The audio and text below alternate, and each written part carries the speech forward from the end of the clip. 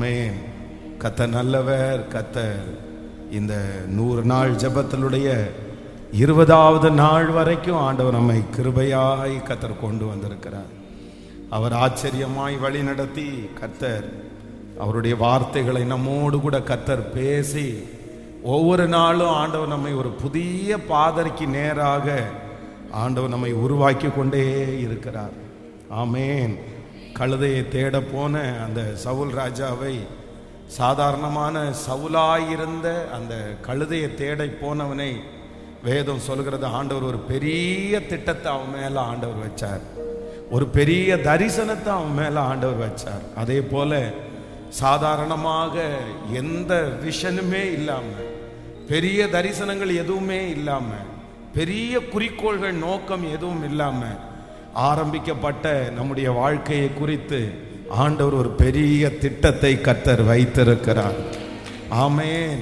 அவர்கள் தேட போனது கழுதையைத்தான், அவன் தேட போனது கழுதையைத்தான். ஆனால் ஆண்டவர் அவனுக்கு வைத்திருந்தது அந்த நாட்டையே ஆளக்கூடிய மிகப்பெரிய பதவி, ராஜ பதவியை ஆண்டவர் அவருக்கு வைத்திருந்தார்.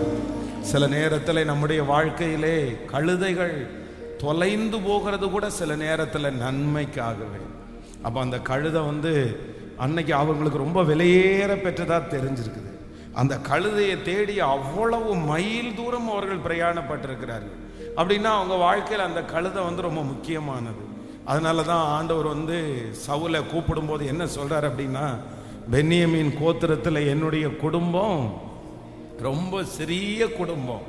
சிறிய குடும்பம் அப்படின்னா நாங்கள் ரொம்ப பெரிய ஆட்கள் அல்ல, நாங்கள் ரொம்ப சின்ன ஆட்கள். அவர்களுக்கு அந்த கழுதையே ரொம்ப மேன்மையானது, அந்த கழுதை ரொம்ப முக்கியமானது. அது இல்லாமல் அவர்களால் ஜீவனம் பண்ண முடியாது, போனா போட்டோம் அப்படின்னு விட்டுற முடியாது. அதை தேடுவதற்காக தான் வேதம் சொல்லுது, ஆண்டவர் இந்த மனுஷன் கிளம்புறாரு. ஆனால் அந்த தொலைந்து போன கழுதை அது நன்மைக்காகவே. சில காரியங்கள் நம்முடைய வாழ்க்கையில எதிர்பாராத நஷ்டங்கள், எதிர்பாராத அவமானங்கள், எதிர்பாராத தோல்விகள் நம்முடைய வாழ்க்கையில வருகிறது என்றால் அது தீமைக்கு அல்ல, அது நன்மைக்காகவே. நம்ம மேல ஒரு பெரிய விஷன் வச்சிருக்கிற ஆண்டவர், பெரிய நோக்கம் வச்சிருக்கிற ஆண்டவர். கழுதைய மாதிரி சில காரியம் நம்ம வாழ்க்கையில தொலைஞ்சு போகலைன்னா நம்ம தேடி போக மாட்டோம். அந்த சின்ன கழுதைய தொலைஞ்சு போக பண்ணி பெரிய ராஜபதவியை கொடுக்கிறதற்கு கர்த்தர் வல்லவராயிருக்கிறார். நான் நம்புகிறேன், சின்ன அவமானத்தை நம்முடைய வாழ்க்கையிலே ஆண்டவர் கட்டளையிட்டு, சின்ன தோல்விகளை ஆண்டவர் நமக்கு கட்டளையிட்டு, சில சின்ன சின்ன பிரச்சனைகளை எல்லாம் கர்த்தர் நமக்கு கட்டளையிட்டு நம்ம ஆண்டவரை தேட பண்ணி நம்மளை ஜெபிக்க வச்சு, அவருடைய வார்த்தையை விசுவாசிக்க வச்சு நம்மை கொண்டு பெரிய காரியத்தை செய்கிறதற்கு கர்த்தர் வல்லவராயிருக்கிறார். அப்போ சின்ன சின்ன காரியங்கள் எல்லாம் நம்முடைய வாழ்க்கையில இந்த மாதிரி மிஸ் ஆகும்போது, தொலைஞ்சு போகும்போது, இல்லைன்னா நம்முடைய ஜீவனத்திற்கு உள்ளதெல்லாம் தொலைஞ்சு போகும்போது, யார் ஒரு தேவனுடைய பிள்ளை ஆண்டவருடைய தரிசனத்திற்கு நேராய் போகிறார்களோ, இவங்க பலத்தினால அந்த கழுதையை தேடி போறாங்க. பல தூரம் போனார்கள், எல்லாம் செலவழிஞ்சிருச்சு. ஆனா கடைசியில என்ன கேட்கிறாங்க அப்படின்னு சொன்னா, இந்த கழுதை எங்க போயிருச்சு, இதை எப்படி கண்டுபிடிக்கலாம், ஏதாவது ஒரு தேவ மனுஷன் இங்க இருக்கிறாரா, அவங்கள நாங்க பார்க்க முடியுமா அப்படின்னு சொல்லி அந்த ஊர்ல உள்ளவங்கள்ட்ட கேட்கிறாங்க. அப்பதான் அவங்க சொல்றாங்க, சாமுவேல் என்கிற ஒரு தீர்க்கதரிசி இருக்கிறாரு. அப்போ உடனே இவங்க தேடுறாங்க, ஐயோ அவர்கிட்ட கொடுக்கறதுக்கு ஒண்ணுமே இல்லையே. அந்த மிச்சம் இருக்கிற கொஞ்சத்தை வச்சு ஒரு தீர்க்கதரிசியை பார்க்க போகும்போது, ஒரு ஊழியக்காரனை பார்க்க போகும்போது எவ்வளோ அழகா பாருங்களேன். ஒன்று தொலைஞ்சு போன கழுதைய பிரயாசம் எடுத்து தேடி அது கிடைக்கலன்னு உடனே சரி ஒரு தேவனுடைய ஊழியர்கிட்ட போய் விசாரிப்போம், இது எங்க தொலைஞ்சு போயிருச்சு, அந்த எண்ணம். இன்னொன்று அவரை பார்க்க போகும்போது நம்ம வெறுமையா போக முடியாது அப்படின்ற ஒரு எண்ணம். அப்போ சரியா ஆண்டவர் ஸ்ட்ரெயிட்டா அவரை நடத்துறாரு. இப்போ சவுலுடைய வீட்டினுடைய வாசப்படியில காலடி எடுத்து வச்ச உடனே உள்ளே இருந்து ஒரு சத்தம் வருது, நீ கழுதையை தேடி வந்தவன் இல்லப்பா, உனக்காக இங்க முன்னங்கால் தொடை ஒரு பெரிய விருந்து ஒண்ணு உனக்காக ஆயத்தப்பட்டிருக்கிறது. கர்த்தர் ஒரு ராஜாவை கர்த்தர் தேடுகிறார். அப்ப நம்முடைய வாழ்க்கையிலே சில காரியங்கள் தொலைஞ்சு போகும்போது, வழியே இல்லாத போது நம்ம ஆண்டவரை தேடுகிறதை ஆண்டவர் ரொம்ப விரும்புகிறார். அப்போ ஆண்டவர் நான் நம்புறேன், இந்த 100 days ஜெபத்தில் யாரெல்லாம் இதில் கலந்து கொள்ளுகிறார்களோ, நீங்கள் தேடி வந்தது ஒரு சின்ன காரியத்திற்காக, நீங்கள் இந்த ஜெபத்தை ஆரம்பித்தது ஒரு சின்ன காரியத்திற்காக, நீங்கள் இந்த ஜெபத்தை ஆரம்பிக்கும் போது ஏதோ ஒரு சின்ன கழுதையை, ஒரு பிரச்சனையை சால்வ் பண்ணுறதுக்காக இதை நீங்கள் ஆரம்பிச்சிருப்பீங்க. ஆனால் இந்த ஜெபம் முடியும் போது உங்களை ஆண்டவர் எங்கே கொண்டு போய் நிற்க வைக்க போறாருன்னா, நீங்கள் அறியாததும் உங்களுக்கு எட்டாததும், நம்புறவங்க கரங்களை தட்டி முழு பலத்தோட விசுவாசித்து கரங்களை தட்டி அந்த வார்த்தையை நான் நம்புறேன்னு சொல்லுங்க. இந்த ஜெபம் முடியும் போது கர்த்தர் ஒரு பெரிய காரியத்தை கர்த்தர் செய்ய போறாரு. நம்ம ஆரம்பிச்சது அல்ல, நாம் நினைப்பதற்கும் வேண்டுவதற்கும் அதிகமாய், என்னுடைய சிந்தனைக்கு அப்பாற்பட்டு, என்னுடைய யோசனைக்கு அப்பாற்பட்டு இந்த 100 நாளைக்குள்ள என்னுடைய வாழ்க்கையை கர்த்தர் முழுவதுமாய் மாற்றி நான் போக வேண்டிய அந்த இடத்துல காலடி எடுத்து வைக்கிறதற்கு கர்த்தர் எனக்கு கிருபை பாராட்ட போகிறார். ஹல்லேலூயா. இந்த பிரயாணம் சாதாரணமானது அல்ல. இந்த பிரயாணம் அநேகருடைய வாழ்க்கையில பெரிய மாற்றத்தை கொண்டு வர போகிறது. நாளைக்கு 21வது நாளை நம்ம அதை தொடங்க போறோம். ஆண்டவர் இதுவரையிலும் நம்மை நடத்தினவர், இத்தனை நாட்களும் வார்த்தைகளால் நம்மோடு பேசினவர், கடைசி வரையிலும் பேசுவதற்கு கர்த்தர் வல்லவராய் இருக்கிறார். ஆமென். வேதத்தில் ஒரு வசனத்தை வாசிச்சுட்டே இருக்கும்போது ஆண்டவர் அந்த வசனத்தினுடைய இன்னொரு காரியம், ஆதியாகமம் 37ஆம் அதிகாரத்தினுடைய 31வது வசனத்தை வாசிக்க போறோம். 37ஆம் அதிகாரம் 31வது வசனம். அவர்கள் யோசேப்பின் அங்கியை எடுத்து ஒரு வெள்ளாட்டு கடாவை அடித்து அந்த அங்கியை இரத்தத்திலே தோய்த்து, பலவர்ணமான அந்த அங்கியை தங்கள் தகப்பனிடத்திற்கு அனுப்பி, நாங்கள் இதை கண்டெடுத்தோம், இது உம்முடைய குமாரன் அங்கியோ அல்லவோ பாரும் என்று சொன்னார்கள். கவனிங்கள். இப்போ அடுத்த வசனத்தை வாசிக்கும் போது, யாக்கோபு அதை கண்டு, இது என்னுடைய குமாரனுடைய அங்கிதான். இப்போ இன்னொரு வசனத்தை கூட வாசிக்கலாம்.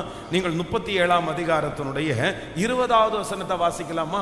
37ஆம் அதிகாரத்தில் 20வது வசனத்தை வாசிக்கலாம். நாம் அவனை கொன்று இந்த குழிகளில் ஒன்றிலே அவனை போட்டு ஒரு துஷ்ட மிருகம் அவனை பட்சித்தது என்று சொல்லுவோம் வாருங்கள். ஹலோ, கவனிங்க ஆண்டவருடைய பிள்ளைகளே. 37வது அதிகாரத்தினுடைய 20வது வசனத்துல அவனுடைய சகோதரர்கள் எல்லாம் என்ன சொல்றாங்க அப்படின்னு சொன்னா, நாம் யோசேப்பை கொன்று இந்த குழியிலே ஒன்றிலே அவனை போட்டு ஒரு துஷ்ட மிருகம் அவனை பட்சித்தது என்று சொல்லுவோம் வாருங்கள். அப்படின்னா இந்த யோசேப்பினுடைய சகோதரர்களுக்கு என்ன பிளான் பண்றாங்க அப்படின்னு சொன்னா, இவனை நம்ம கொல்ல போறோம், இவனை கொன்னு குழிக்குள்ள போட்டுட்டு நம்ம அப்பாட்ட என்ன சொல்ல போறோம் அப்படின்னு சொன்னா, ஒரு துஷ்ட மிருகம் அவனை என்ன பண்ணிருச்சு, கொன்றுச்சு அப்படின்றத நம்ம சொல்ல போறோம். இதுதான் அவர்களுடைய பிளான். அவங்க போட்ட திட்டம் அப்படிதான். ஏற்கனவே நிறைய பிளான் அவங்க போடுறாங்க, நிறைய திட்டத்தை போடுறாங்க. இப்போ இந்த பிளான்ல கொஞ்சம் சேஞ்ச், ஒரு வித்தியாசமான சேஞ்ச் வருது. என்ன சேஞ்ச் வருது அப்படின்னு சொன்னா, கொன்னு குழிக்குள்ள போடுவோம்னு சொல்லி பிளான் பண்றாங்க. ஆனா குழிக்குள்ள எப்படி போடுறாங்க சொல்லுங்களேன்? உயிரோட தான் போடுறாங்க. அப்படின்னா சத்துரு நமக்கு விரோதமாக என்ன திட்டம் வேணாலும் போடலாம், எவ்வளோ பெரிய பிளானை வேணாலும் போடலாம். அவங்க வக்கீலை வச்சு மாற்றி எழுதலாம், பொய் குற்றச்சாட்டுகள் எல்லாம் எழுதலாம், இப்படிப்பட்ட கேஸ் எல்லாம் உங்க மேல போடலான்னு சொல்லி பிளான் பண்ணலாம். ஆனா வேதம் சொல்லுது, ஆனா அவங்க போட்ட பிளானை ஆண்டவர் ஒன்னொன்னா சேஞ்ச் பண்றாரு. ஆமென். சத்துரு போட்ட ஒரு பிளான் கூட ஆண்டவருடைய பிள்ளையினுடைய வாழ்க்கையில நடக்கவே இல்லை. இப்போ அவங்க ஃபர்ஸ்ட் பிளான் போட்டது அவனை கொன்னதுக்கு அப்புறம் குழியில போடும். இப்போ ஒரு சின்ன சேஞ்ச், என்ன சேஞ்ச் ஆகுது அப்படின்னு சொன்னா, கொல்ல வேண்டாம், என்ன பண்ணிடுவோம், இந்த வெறும் குழியில ஒன்றை போட்டுரும் அப்படின்னு சொல்லி போட்டாங்க. சரி, போட்டவங்க வந்து அது ஒரு வனாந்தரமான இடம், ஆள் நடமாட்டம் இல்லாம இடம். அடுத்த அந்த இடத்துல எத்தனை வருஷம் தாண்டி எத்தனை மாசம் தாண்டி ஆட்கள் வர போறாங்கன்னு தெரியாது. அவ்வளவுதான். இவங்க பாட்டுக்கு அந்த குழிக்குள்ள அவனை போட்டுட்டு போயிருந்தா கூட கண்டிப்பா யோசேப்பு குடிக்கிறதுக்கு தண்ணி இல்லாம சாப்பாடு இல்லாம அந்த குழிக்குள்ளேயே அவன் என்ன பண்ணியிருப்பான், செத்து போயிருப்பான். சரி, நம்ம கொல்ல வேண்டாம், எதுக்கு ரத்த பலியை வாங்கணும் அப்படின்னு பிளானை சேஞ்சு குழிக்குள்ள போட்டுட்டு நம்ம பாட்டுக்கு கிளம்பலாம் அப்படின்னு கிளம்பும் போது திடீர்னு இன்னொரு பிளான் சேஞ்ச் ஆகுது. என்ன பிளான் சேஞ்ச் ஆகுதுன்னா, இல்ல நம்ம விட்டுட்டு போக வேண்டாம், பக்கத்துல அந்த நேரத்துல கரெக்டா வழியில ஒரு கிரௌடு நடந்து போறாங்க.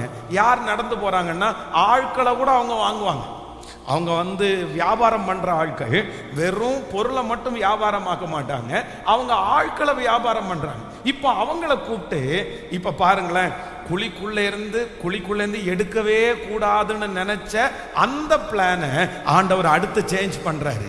யாரு குழிக்குள்ள போட்டி எடுக்க கூடாதுன்னு நினைச்சாங்களோ இப்ப அவர்களே எடுத்து அவங்களுடைய கற்பனையிலே இல்லாத ஒரு பிளான் என்ன அப்படின்னா, அவனை வித்து போடுற பிளான். அந்த பிளான் அவங்க பண்றாங்க பாருங்க, வித்து போட்டாங்க. கரெக்டா ஆண்டவருடைய திட்டம் கிருபையாய் நடக்கிறது. நான் நம்புகிறேன், உங்களுக்கு விரோதமாய் 1000 பேரும், உங்களுக்கு விரோதமாய் 11,000 பேரும் உங்களுக்கு விரோதமாய் எழும்பினாலும் அது உங்களை அணுகவே அணுகாது. நான் நம்புகிறேன், சத்துரு உங்களுக்கு விரோதமாய் போடுகிற திட்டம் மாற்றி மாற்றி போட்டாலும், ஹல்லேலூயா, மாற்றி மாற்றி போட்டாலும் கர்த்தர் வாக்கு கொடுக்கிறார், அந்த திட்டம் ஒன்று கூட நிறைவேறாமலே போகும். எந்த திட்டமும் நிறைவேறாது. ஆனால் அவங்க வந்து என்ன பிளான் வேணாலும் போடட்டும், எவ்வளவு திட்டங்கள் வேண்டும் என்றாலும் தீட்டட்டும், நம்ம எப்படி இருக்கணும்னா ஸ்ட்ராங்கா இருக்கணும். ஆமென். ஆண்டவருடைய பிள்ளைகளாய் இருக்கிற உங்களுக்கும் எனக்கும் அவருடைய அனுமதி இல்லாமல் ஒரு தலைமயிராகிலும் கீழே விழுவதே இல்லை. இந்த சத்தத்தை கேட்கிற உங்களுடைய வாழ்க்கையில ஒருவேளை நீங்க சொல்லலாம், பாஸ்டர் பொய்யா எழுதி வச்சிருக்கிறாங்க பாஸ்டர், பொய்யா சொல்றாங்க பாஸ்டர், என்ன குறிச்சு இல்லாததும் பொல்லாததும் சொல்லி வச்சிருக்கிறாங்க பிரதர், இதெல்லாம் எதுவுமே எனக்கு தெரியவே தெரியாது, அவங்க பண்ணியிருக்கிற திட்டமெல்லாம் ரொம்ப வித்தியாசமா இருக்குது, இது எங்களுக்கு இந்த மாதிரி நாங்க ஒரு நாள் கூட நடந்ததே இல்லை. ஆண்டவருடைய பிள்ளைகளை, அவங்க என்ன திட்டம் போட்டாலும், பிசாசு என்ன திட்டம் போட்டாலும், ஆண்டவர் நமக்கு இருக்கிறார். அவர்கள் போடுகிற ஒவ்வொரு திட்டத்தையும் கர்த்தர் மாற்றிக்கொண்டே வருவார். அந்த திட்டம் ஒன்று கூட நிறைவேறுவதே இல்லை. எத்தனை பேர் விசுவாசிக்கிறவர்கள் கரங்களை தட்டி முழு பலத்தோடு கூட அந்த திட்டங்கள் ஒன்று கூட வாய்ப்பதே இல்லை. ஹல்லேலூயா. எத்தனை பேர் விசுவாசிக்கிறோம்? அப்போ நம்ம ரொம்ப ஜாக்கிரதையாய் கவனமா இருக்க வேண்டியது. சில நேரத்தில் அவங்க அந்த மாதிரி வந்து திட்டங்களை போடும்போது நம்ம என்னமோ வந்து பயப்படுவோம். சில காரியங்கள் அவர்கள் போடுகிற திட்டம் அப்படியே நடக்கிறத குறித்து நம்ம கவலைப்பட வேண்டிய அவசியம் இல்லை. காரணம் என்ன அப்படின்னு சொன்னா, அவங்க போடுற திட்டத்தில் கர்த்தருடைய வழி நடத்துதல் இருக்கும். ஆமென். மொர்தெகாயை குறித்து வேதம் சொல்லுது, ராஜாவுனுடைய உயிரை மொர்தெகாய் காப்பாற்றிடுவாரு. ராஜாவுனுடைய உயிரை மொர்தெகாய் காப்பாற்றும் போது சரியா ராஜாவினிடத்துல கூட்டிட்டு போய், இந்த மாதிரி உங்க உயிரை காப்பாத்தி இருக்கிறாங்க, இவங்களுக்கு ஏதாவது பரிசை கொடுங்கன்னு சொல்லி மேல் மட்டத்தில் இருக்கிற பிரதானிகள் வந்து ராஜாவுக்கு அந்த நியூஸை சொல்லணும். ஆனா அந்த நியூஸை வந்து மினிட்ஸ்ல தான் எழுதுனாங்களே தவிர, இடையில இருக்கிறாங்க பாருங்க தலைவர்கள், இடையில இருக்கிறாங்க பாருங்க, இவங்க யாருமே ஒரு கேட் வாட்ச்மேனுக்கு ஒரு கைத்தட்டு கிடைக்கணுமா? கேட் வாட்ச்மேனுக்கு நம்ம ராஜாவிட்ட வந்து வாங்கி கொடுக்கணுமா? வேண்டாம். அவன் வந்து சாதாரணமான வேலை பார்க்கிறவனா இருந்ததுனால மேல் மட்டத்தில் இருக்கிற எல்லாரும் என்ன பண்ணிட்டாங்கன்னா அதை அப்படியே மூடிட்டாங்க, அதை அப்படியே கண்டுக்கவே இல்லை. அதான் நீங்கள் நீதிமொழிகளை வாசிக்கும் போது, பிரசங்கில வாசிக்கும் போது, ஞானியனுடைய ஞானம் வந்து சில நேரத்தில் செல்லுபடி இல்லாமல் போகும்ல, ஏழையினுடைய ஞானத்தை வந்து சில நேரத்தில் யாருமே பெருசா எடுக்க மாட்டாங்கல்ல, அதே போல இவனுடைய போஸ்டிங் ரொம்ப குறைவா இருக்கிறதுனால யாருமே கொண்டு போய் ராஜாவினிடத்துல போய் காமிச்சு இந்த மாதிரி இவனுக்கு ஏதாவது ஒரு அவார்டு கொடுங்க, இவனுக்கு ஏதாவது ஒன்று பண்ணுங்க அப்படின்னு சொல்றதுக்கு யாருமே இல்லை. எல்லாருமே மறைச்சிட்டாங்க. ஆனா வேதம் சொல்லுது அவங்க மறைச்சது நல்லது. அவங்க அப்படி சொல்லாம இருந்ததுல கர்த்தருடைய திட்டம் ஒண்ணு இருந்துச்சு. அவங்க வேற மாதிரி ஒரு திட்டம் போட்டாங்க. கர்த்தர் அவர்களுடைய திட்டத்திலேயே இன்னொரு திட்டத்தை கர்த்தர் போட்டார். ஆமென். ஒருவேளை அன்னைக்கு மொர்தெகாய்க்கு ஒரு கனம் கொடுத்திருந்தார்களே, ஆனால் ஒரு சின்ன கைத்தட்டுதல், சின்ன ஒரு பாராட்டு, சின்ன ஒரு அவார்டு, இல்லைன்னா சின்ன ஒரு தோட்டம், ஏதாவது ஒன்று அவனுக்கு வந்து சிம்பிளா கொடுத்து பரவாயில்லப்பா நல்ல வேலை செஞ்சப்பா அப்படின்னு கைத்தட்டுதல் கிடைக்கும். ஆனா கர்த்தர் இந்த எதிரிகளுடைய பிளானை சேஞ்ச் பண்ணி அந்த திட்டம் என்னைக்கு நிறைவேறுது தெரியுமா? ராஜாவினுடைய தூக்கம் ஒரு நாள் இல்லாம போகுது. ஆமான் கரெக்டா அந்த நைட்டு ராஜாவுக்கு தூக்கம் இல்லை. அடுத்த நாள் காலையில ஆமான் தூக்கு மரத்தை மாட்டிட்டு சரியா முற்றத்துக்கு முன்னாடி வந்து நிக்கிறாரு. அந்த டைம்ல ராஜா கேட்கிறார், யாரு வெளியில நிக்கிறது? உடனே ஆமான் சொல்றான், நான் தான் அப்படின்னு. உள்ளவாப்பா, நான் வந்து ஒருத்தனை கனம் பண்ண விரும்புறேன். ராஜா கனம் பண்ண விரும்புற மனுஷனுக்கு என்ன செய்யலாம் நீ சொல்லுப்பா அப்படின்னு சொன்ன உடனே அவன் மனசுக்குள்ள நினைக்கிறான், என்னை அன்றி ராஜா. நீங்கள் எஸ்தரின் புஸ்தகம் 6ஆம் அதிகாரத்தினுடைய 8வது வசனத்தில் அதை வாசிக்க முடியும். ராஜா உடித்துக் கொள்ளுகிற ராஜ வஸ்திரம், ராஜா ஏறுகிற குதிரை, ஆமென், அவர் சிரசிலே தரிக்கப்படும் ராஜ முடி கொண்டு வரப்பட வேண்டும். ஆமென். அந்த வஸ்திரமும் குதிரையும் ராஜாவுடைய பிரதானமான பிரபுக்களில் ஒருவனுடைய கையிலே கொடுக்கப்பட வேண்டும். ராஜா கனம் பண்ண விரும்புகிற மனுஷனை அலங்கரித்த பின் அவனை குதிரையின் மேல் ஏற்றி நகர வீதியிலே உலாவும்படி செய்து, ராஜா கனம் பண்ண விரும்புகிற மனுஷனுக்கு இப்படியே செய்யப்படும் என்று அவனுக்கு முன்பாக கூறப்பட வேண்டும் என்றான். அப்பொழுது ராஜா ஆமானை நோக்கி, சீக்கிரமாய் நீ சொன்னபடி வஸ்திரத்தையும் குதிரையும் கொண்டு போய் ராஜ அரண்மனையின் வாசலிலே உட்கார்ந்திருக்கிற யூதனாகிய மொர்தெகாய்க்கு அந்த பிரகாரமாகவே செய். நீ சொன்ன எல்லாவற்றிலும் ஒன்றும் தவறாதபடி பார் என்றார். நல்ல கரங்களை தட்டி ஆமென், ஹல்லேலூயா, ஆமென். ஆண்டவருடைய பிள்ளைகள் ரொம்ப கவனமா தெளிவாருங்க. ஒண்ணு, நமக்கு விரோதமாய் போடப்படுகிற பிளான, நமக்கு விரோதமாய் போடப்படுகிற திட்டங்களை கர்த்தரே சேஞ்ச் பண்ணுவார், கர்த்தரே மாற்றுவார். அவங்க போடுகிற திட்டத்தை அவங்களே மாற்ற வைப்பார். அவங்க எழுதுறத அவங்களே திருத்தி எழுதுவார்கள். எத்தனை பேர் ஆமோதிக்கிறீர்கள்? நான் வந்து இதை கண்கூடாய் கண்டிருக்கிறேன். ஒரு ரொம்ப ஒரு ஏழையான ஒரு பையன் ஒரு இடத்துல அவன் திருமணம் பண்றான். அப்ப திருமணம் பண்ணின உடனே அவங்களை ஏதோ ஒரு சின்ன வாக்குவாதம் வருது. அவங்க அப்பா வந்து ஒரு பெரிய பணக்காரராக இருந்தார். அவங்க அப்பா என்ன பண்றாரு தெரியுமா? பாரு, நீ வந்து என் பிள்ளைங்களுடைய காலில் விழுந்து மன்னிப்பு கேட்டு கூட்டிட்டு போ, இல்லை அப்படின்னா உன்னை என்ன பண்ணுவேன் பாரு அப்படின்னு சொல்றாரு. சொன்ன உடனே அந்த பையன் என்ன சொல்றான்னா, நான் தப்பு பண்ணியிருந்தானா மன்னிப்பு கேட்கிறேன் அங்கிள், அதெல்லாம் ஒன்றும் இல்லை, உங்க பிள்ளை தான் தப்பு பண்ணா. இந்த டைம் நான் வந்து காலில் விழுந்து மன்னிப்பு கேட்டேன்னா அவளுக்கு குடும்பத்தை நடத்துற அந்த பக்குவமே பத்தாம போயிடும். அப்படி இல்லைன்னு சொன்ன உடனே இவருக்கு ரொம்ப கோபம் வந்துச்சு. நான் உன்னை என்ன பண்றேன் பாரு, உன்னை வரதட்சணை கேஸ்ல உள்ள போடுறேன் பாரு அப்படின்னு சொல்லிட்டு அவர் கேஸ் எழுத ஆரம்பிச்சார். அப்போ வந்து ஒரு வாய்தா 2 வாய்தா அந்த மாதிரி போகும்போது திரும்பி அடுத்து வந்து என்னன்னா இவர் என்ன எழுதினாரோ அதை அவரே மாற்ற வேண்டிய சூழ்நிலை உண்டாயிருச்சு. அப்புறம் அவங்களுடைய அந்த கேஸ் இதை பார்த்தீங்கன்னா அந்த ஜட்ஜே எடுத்து பார்த்துட்டு, என்ன நீங்க ஆரம்பிக்கும் போது இப்ப எழுதி இருக்கிறீங்க, இப்ப என்னடா இப்ப எழுதி இருக்கிறீங்க அப்படின்னு அவர்களே திட்டுறது மாதிரி கொண்டு வந்துச்சு. ஒண்ணு, நமக்கு விரோதமா எழும்புகிற சத்துருக்கள் போடுகிற திட்டத்தை ஆண்டவர் அவர்களை கொண்டே மாற்ற வைப்பார்,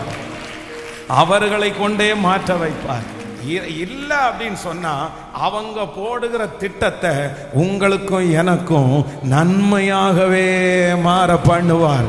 இன்றைக்கு இந்த சத்தத்தை கேட்கிற யாரோ ஒருவர் இந்த பாதையில நீங்கள் போய் கொண்டிருக்கலாம். கர்த்தர் இன்றைக்கு தெளிவாய் வாக்கு கொடுக்கிறார். உனக்கு விரோதமாய் சத்துரு போட்டிருக்கிற அந்த திட்டத்தை சிதறடிக்கவும் கர்த்தரால் முடியும். அதை மாற்றி மாற்றி எழுத பண்ணவும் கர்த்தரால் முடியும். சத்துரு போட்டிருக்கிற அந்த திட்டத்தையே உங்களுக்கும் எனக்கும் சாதகமாய் மாற்றுவதற்கும் ஆண்டவரால முடியும். நம்புறவங்க கரங்களை முழுவதுமாய் மேல தட்டி முழு பலத்தோடு ஹalleluya ஹalleluya ஆமென் ஹalleluya. சத்துருக்களுக்கு முன்பாக எனக்கு பந்தியை ஆயத்தப்படுத்துகிற கர்த்தர், சத்துருக்களுக்கு முன்பாக என் தலையை நிமிர பண்ணுகிற ஒரு நல்ல தேவன்.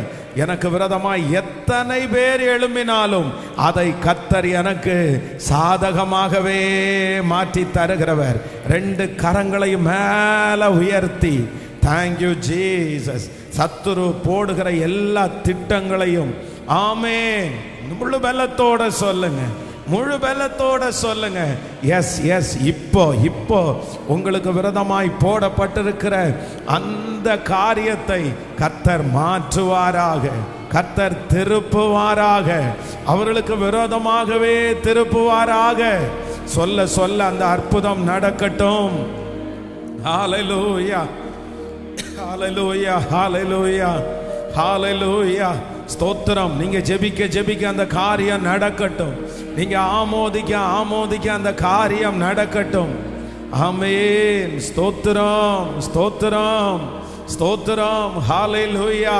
சத்துருக்களை ஜெயிக்கிறதற்கு பலன் தருகிற கர்த்தர், பலன் தருகிற கர்த்தர்.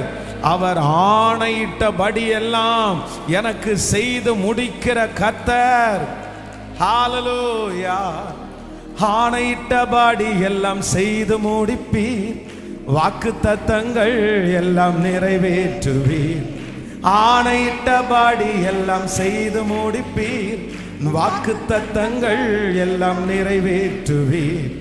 நீர் சொன்ன நல்வார்த்தை நிறைவேறும், என்றும் தவறாமல் நிறைவேற்றும் தேவன் நீர் சொன்ன நல்வார்த்தை நிறைவேறும், என்றும் தவறாமல் நிறைவேற்றும் தேவன் நீ.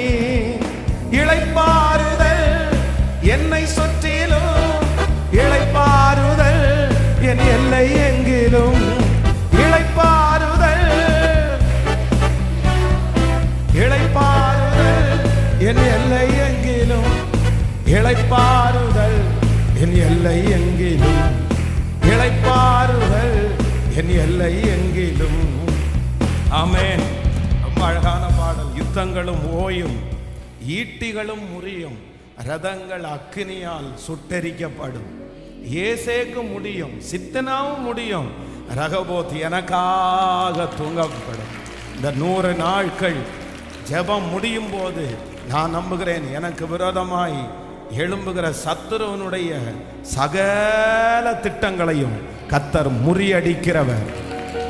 பிசாசுனுடைய திட்டங்களை முறியடிக்கிற கர்த்தர். ஆமென்.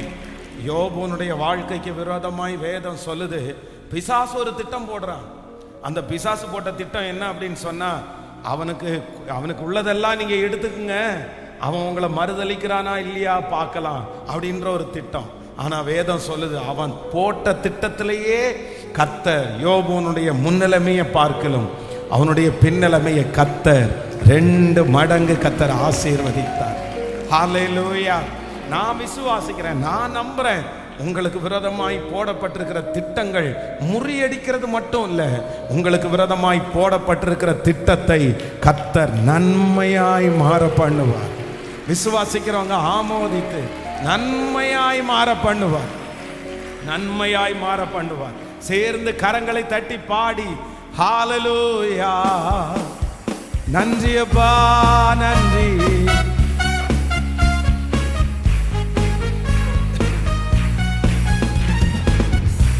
ஹalleluya.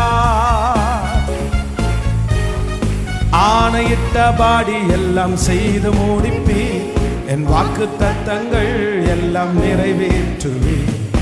ஆணையிட்டபடி எல்லாம் செய்து முடிப்பீர். உன் வாக்கு தத்தங்கள் எல்லாம் சொல்லுவோம். நீர் சொன்ன நல்வார்த்தை நிறைவேறும், என்றும் தவறாமல் நிறைவேற்றும் தேவன் நீர் சொன்ன நல்வார்த்தை நிறைவேறும், என்றும் தவறாமல் நிறைவேற்றும் தேவன் நீர். இளைப்பாறுதல் இளைப்பாறுதல் என் எல்லை, இளைப்பாறுதல் என்னை சுற்றிலும், இளைப்பாறுதல் என் எல்லை எங்கிலும், இளைப்பாறுதல் என் எல்லை எங்கிலும், இளைப்பாறுதல் என் எல்லை எங்கிலும். யுத்தங்களும் ஓயும், ஈட்டிகளும் முறியும், ரதங்கள் அக்கினியால் சுட்டெரிக்கப்படும். ஏசேக்கு முடியும், சித்திராவும் முடியும், ரகவோ எனக்காக துவங்கப்படும். யுத்தங்களும் ஓயும், ரதங்கள் அக்கினியால் சுட்டெரிக்கப்படும். ஏசேக்கு சித்திராவும் முடியும், ரகவோ எனக்காக துவங்கப்படும். எதிர்ப்பவர் என்றும் எனக்கு இல்லை, வழக்காடுவோர் இனி எவரும் இல்லை, எனக்கு இல்லை வழக்காடுவோர் இனிய.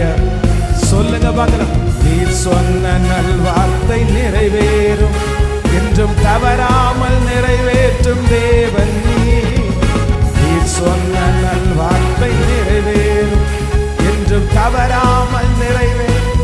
கைகளை மேல தட்டி சொல்லுவோம். இளைப்பாறுதல் எல்லை எங்கிலும், இளைப்பாறுதல் என் எல்லை எங்கிலும், இளைப்பாறுதல் என்னை சுற்றிலும், இளைப்பாறுதல் என் எல்லை எங்கிலும், இளைப்பாறுதல் என் எல்லை எங்கிலும், இளைப்பாறுதல் என் எல்லை எங்கிலும். செங்கடல்கள் தீரக்கும், கண்மலையும் பிளக்கும், எரிகோக்கள் எனக்காக தகர்க்கப்படும். கட்டுகளும் உடையும், கற்பங்களும் உயிர்க்கும், கண்ணீர்கள் களிப்பாக மாற்றம். சொல்லுவோம்.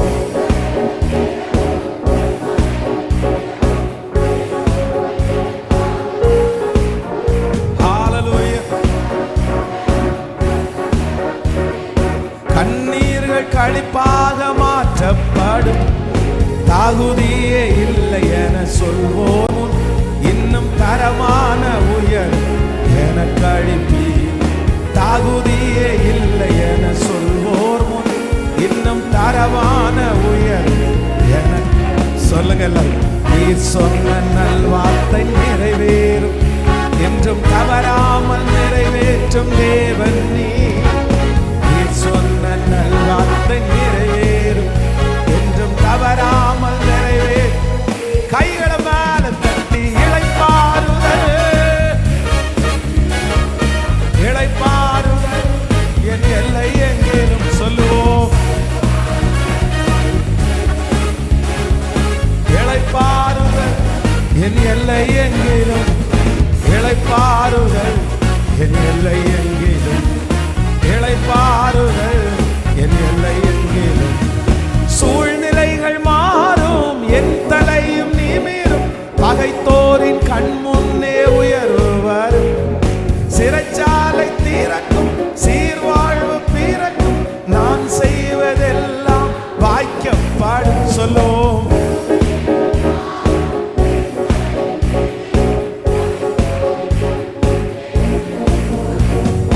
சிறைச்சாலை திறக்கும், சீர்வாழ்வு பிறக்கும், நான் செய்வதெல்லாம் வாய்க்கப்படும்.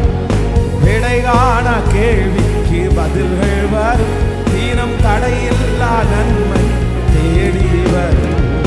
விடை காண கேள்விக்கு பதில்கள் வரும், தீனம் தடையில்லா நன்மை. இப்ப சொல்ல நீ சொன்ன நல்வார்த்தை நிறைவேறும்.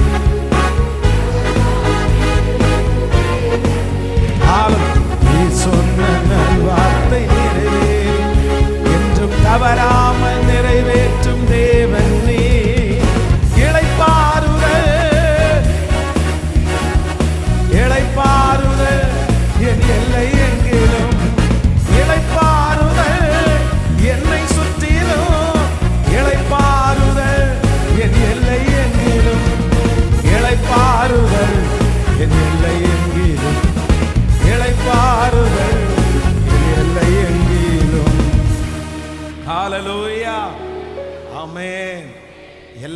சத்துருக்களையும் கர்த்தர் விலக்கி நமக்கு ஒரு பெரிய இளைப்பாறுதலை கர்த்தர் கிருபையாய் தரப்போகிறார். ஆமென். நம்ம வாசித்த 37ஆம் அதிகாரத்தினுடைய 31வது வசனத்தையும் 37ஆம் அதிகாரத்தினுடைய 20வது வசனத்தையும் இன்னொரு விஷயம் கூட வாசிக்கலாம். 37ஆம் அதிகாரம் 31வது வசனம். அவர்கள் யோசேப்பின் அங்கியை எடுத்து ஒரு வெள்ளாட்டு கடாவை அடித்து அந்த அங்கியை இரத்தத்திலே தோய்த்து பலவர்ணமான அந்த அங்கியை தங்கள் தகப்பனிடத்திற்கு அனுப்பி, இதை நாங்கள் கண்டெடுத்தோம், இது உம்முடைய குமாரனுடைய அங்கியோ அல்லவோ பாரும் என்று சொன்னார்கள். யாக்கோபு அதை கண்டு, இது என்னுடைய குமாரனுடைய அங்கிதான், ஒரு துஷ்ட மிருகம் அவனை பட்சித்து போட்டது. நீங்க 20வது வசனத்தை வாசிக்கும் போது, நாம் அவனை கொன்று இந்த குழிகளிலே ஒன்றிலே அவனை போட்டு ஒரு துஷ்ட மிருகம் அவனை பட்சித்தது என்று சொல்லுவோம் வாருங்கள்.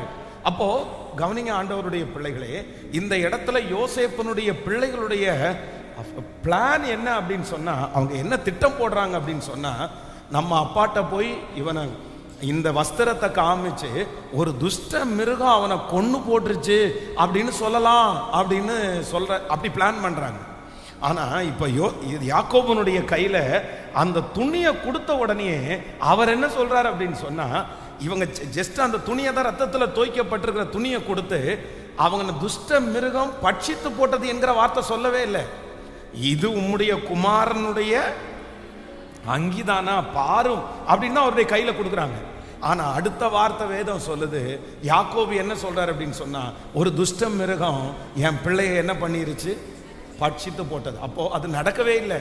அப்போ ரொம்ப கவனமாய் கவனித்துக் கொள்ளுங்கள். தரிசனத்தை சுமக்கிற ஒரு ஆண்டவருடைய பிள்ளை, ஏற்கனவே இவர் ஒரு சொப்பனம் பார்த்து அவங்க அப்பாட்ட சொல்றாரு, அந்த சொப்பனத்தை மனசுல வச்சிருக்கிறாரு. என் பிள்ளைய குறித்து ஆண்டவர் இவ்வளோ பெரிய திட்டத்தை வச்சிருக்கிறாருன்னு சொல்லி தன்னுடைய இருதயத்தில் இருக்கிறது. கர்த்தர் கொடுத்த வார்த்தை, கர்த்தர் கொடுத்திருக்கிற வாக்கு தத்துவம் அவங்க அப்பாவுடைய இருதயத்தில் இருக்குது. ஆனா இப்போ ஏதோ எதேர்ச்சியான ஒரு செய்தி வரும்போது, ஒரு எதிர்மறையான ஒரு காரியத்திற்கு அவர் நிறைய பிளானை போட்டு திட்டம் போட்டு சொல்றாரு, புதுசா சொல்றாரு. அப்ப அந்த வாக்கு தத்துவம் அவருக்கு மறந்துருச்சு. அப்ப ஆண்டவருடைய பிள்ளைகளுடைய வாழ்க்கையில நீங்க ரொம்ப கவனமா இருக்க வேண்டியது என்னன்னா, ஆண்டவர் ஒரு வாக்கு தத்தத்தை தருவாரானால், ஒரு தரிசனத்தை ஆண்டவர் உங்களுக்கு தருவாரானால், அந்த தரிசனத்தை மனசுக்குள்ள வச்சிருக்கிறவங்க, அந்த சொப்பனத்தை மனசுக்குள்ள வச்சிருக்கிறவங்க, அந்த வார்த்தையை மனசுக்குள்ள வச்சிருக்கிறவங்க, நீங்க எப்பவுமே என்ன அந்த தரிசனத்துக்கு விரோதமாய் அந்த சொப்பனத்திற்கு விரோதமா வந்தாலும் நீங்க எப்பவுமே அதை நம்ப கூடாது. உங்க இருதயத்துல கர்த்தர் வச்சிருக்கிற வார்த்தையை மட்டும்தான் நம்பணும், அந்த தரிசனத்தை மட்டும்தான் நம்பணும். அந்த தரிசனம் கண்டிப்பாக நிறைவேறும். சூழ்நிலை என்னென்ன மாறினாலும் கர்த்தர் சொன்ன வாக்கு தத்தம் ஒரு நாளும் அது உங்களுக்கு மாறவே மாறாது, அது கண்டிப்பாக நிறைவேறும். ஹல்லேலூயா. அந்த தரிசனத்தை குறித்து யாராவது பாசிட்டிவா இல்லைன்னா அந்த தரிசனத்தை குறித்து விசுவாசமா சொல்றாங்களா, அதற்கு நேராக ஓடுங்கள். ஆனா அதே நேரத்தில் ஒரு தரிசனம் உங்க இருதயத்துக்குள்ள இருக்கும்போது அதற்கு விரோதமாய் எத்தனை நெகட்டிவ் வந்தாலும், எவ்வளவு எதிர்மறை வந்தாலும், அதற்கு ஒரு ஆண்டவருடைய பிள்ளைகள் இடம் கொடுக்கவே கூடாது, இடம் கொடுக்கவே கூடாது. உங்களுடைய இருதயத்துக்குள்ள உன் பிள்ளைய குறிச்ச ஒரு தரிசனம் இருக்குல்ல, தரிசனம் இருக்குல்ல, கர்த்தர் சொன்னது உனக்கு ஞாபகம் இருக்குல்ல, அப்புறம் ஏன் நீ இதை யோசிக்கணும்? எதுக்கு? அப்போ பாருங்க, சத்துரு கொண்டு சொல்றதுக்கு முன்னாடியே இவரே நெகட்டிவா பிளான் பண்றாரு பாருங்க, திட்டம் போடுறாரு பாருங்க, நடந்ததா நினைக்கிறாரு பாருங்க. அப்போ பிசாசனுடைய ஒரு பெரிய வஞ்சகம் என்ன அப்படின்னு சொன்னா, நம்மளையே நமக்குள்ளே புகுந்து எதிர்மறையாய் அவிசுவாசமாய் யோசிக்க பண்ணுகிறவன் தான் பிசாசு. உங்க தரிசனத்துக்கு விரோதமா யோசிக்க பண்ணுகிறவன் தான் பிசாசு. எப்பவும் அப்படிதான். உங்களை குறிச்சு நெகட்டிவா, உங்களை குறிச்சு தோல்வியா, அந்த மாதிரி யோசிக்க பண்ணுகிறவன் சத்துரு. ஆனா நீங்க எப்பவும் அதுக்கு இடம் கொடுக்கவே கூடாது, நீங்க இடம் கொடுக்கவே கூடாது. ஆபத்தான செய்தி உங்களுடைய காதுகளுக்கு வந்தா கூட உங்க வாயினுடைய வார்த்தை, உங்க இருதயம் சொல்லணும், அது ஒன்றும் பண்ணாது, அது கர்த்தருடைய வார்த்தை நிறைவேறும், அவர் சொன்னது நிறைவேறும், அவர் சொன்னதை செய்யும் மழவும் என்னை ஒரு நாளும் அவர் கைவிடுவதே இல்லை. ஹல்லேலூயா, ஹல்லேலூயா. கர்த்தர் கொடுத்திருக்கிற வாக்குத்தத்தம் இருக்குல்ல, ஆண்டவர் கொடுத்திருக்கிற வார்த்தை இருக்குல்ல, அதை மட்டுமே உறுதியாய் பற்றி பிடித்து அதை மட்டுமே சார்ந்து மற்றபடி வர்றது எல்லாத்தையும் அவாய்ட் பண்ணிட்டு எனக்கு முன் குறித்திருக்கிறதை அவர் நிச்சயம் நிறைவேற்றுவார். எனக்கு குறித்திருக்கிறதை அவர் நிறைவேற்றுவார். என்னை அவர் வழி நடத்துவார். நான் போகும் பாதையை அவர் அறிந்திருக்கிறார். இந்த ஜெபம் ஆரம்பிக்கும் போதே கர்த்தர் சொல்லிவிட்டார், நீ போகும் வழியை நான் அறிந்திருக்கிறேன். ஹல்லேலூயா. கர்த்தர் ஆச்சரியமாய் நடத்த போகிறார். ஆமென். ஆண்டவருடைய பிள்ளைகளே, இந்த 20வது நாள் ஆண்டவருடைய வார்த்தைக்காக நான் எதிர்பார்க்கும் போது ஆண்டவர் என்னுடைய இருதயத்திலே கர்த்தர் ஒரு வாக்கு தத்தத்தை ஆண்டவர் என்னுடைய இருதயத்திலே வைத்தார். அந்த வாக்கு தத்தத்தை உங்களோடு சொல்லி உங்களுக்காக ஜெபிக்க போகிறேன். வாசிக்கலாம். ஜோஷுவாவின் புஸ்தகம் 1ஆம் அதிகாரத்தினுடைய 5வது வசனத்தை நம்ம வாசிக்க போகிறோம். நீ உயிரோடு இருக்கும் நாளெல்லாம் ஒருவனும் உனக்கு முன்பாக எதிர்த்து நிற்பது இல்லை. நான் மோசையோடே இருந்தது போல உன்னோடும் இருப்பேன். நான் உன்னை விட்டு விலகுவதும் இல்லை, உன்னை கைவிடுவதும் இல்லை. இன்னொரு விஷயம் கூட வாசிக்கலாம். நீ உயிரோடு இருக்கும் நாளெல்லாம் ஒருவனும் உனக்கு முன்பாக எதிர்த்து நிற்பது இல்லை. நான் மோசையோடு இருந்தது போல உன்னோடும் இருப்பேன். நான் உன்னை விட்டு விலகுவதும் இல்லை, உன்னை கைவிடுவதும் இல்லை. கர்த்தருடைய பிள்ளைகளே, இன்றைக்கு ஆண்டவர் நமக்கு கொடுக்கிற ஒரு நல்ல வாக்கு தத்தம் என்ன அப்படின்னு சொன்னா, நீ உயிரோடு இருக்கும் நாளெல்லாம் ஒருவனும் உனக்கு முன்பாக எதிர்த்து நிற்பது இல்லை. நான் மோசையோடு இருந்தது போல உன்னோடும் இருப்பேன். நான் உன்னை விட்டு விலகுவதும் இல்லை, உன்னை கைவிடுவதும் இல்லை. ஹல்லேலூயா. ஒவ்வொரு பிள்ளைகளையும் பார்த்து ஆண்டவர் தயவாய் இந்த வாக்கு தத்தத்தை கர்த்தர் தருகிறார். ஜோஷுவாவை குறித்து வேதம் சொல்லுகிறது, அவர் ரொம்ப சின்ன வயதாய் அவர் இருந்தார். அப்படின்னா தன்னை ஒரு ராஜாவாக அவர் எந்த இடத்துலையும் கற்பனை பண்ணிக்கவே இல்லை. மோசையினுடைய உடன் ஊழியராக இருந்த இந்த யோசுவா ஆண்டவருடைய சமூகத்தில் இளம் வாலிபனா இருக்கும்போது ஆண்டவரை ரொம்ப நெருங்கிட்டே இருந்தார். பொதுவாக இஸ்ரவேல் ஜனங்கள் கிட்டத்தட்ட 20 லட்சம் பேரை கானான் தேசத்திற்கு கொண்டு போகக்கூடிய ஒரு மிகப்பெரிய பொறுப்பை ஆண்டவர் யார் கையில கொடுத்தாருன்னா மோசையினுடைய கையில தான் ஆண்டவர் தந்தார்.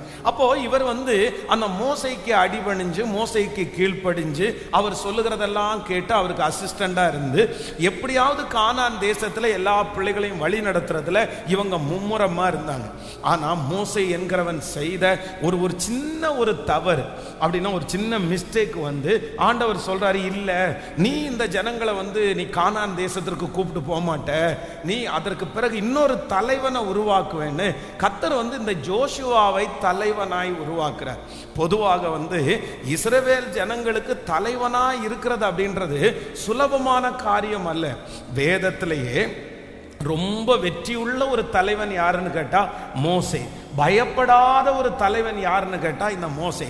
ஏன் அப்படி இவர் ரொம்ப ஸ்ட்ராங்கா இருந்தார் அப்படின்னு சொன்னா, இவர் வேணும் வேணும்னு இந்த இடத்துக்கு வரல. ஆண்டவரிடத்துல எத்தனையோ டைம் சொன்னாரு, நான் போகல, இன்னொருத்தரை அனுப்புங்க, வேற யாரையாவது அனுப்புங்கன்னு சொன்னதுக்கு அப்புறமும் ஆண்டவர் நீ தான் போகணும், உன்னைதான் பயன்படுத்துவேன்னு சொன்ன உடனே அவருக்கு அந்த தைரியம் இருக்குது. நீங்க தானே என்ன வர சொன்னீங்க, நான் தானே வேண்டான்னு சொன்னேன் இல்ல, ஆனால் நீங்க கேட்கல இல்ல. அப்ப அந்த தைரியத்தோட ஜனங்களை ரொம்ப அழகாய் வழி நடத்தினார்கள்.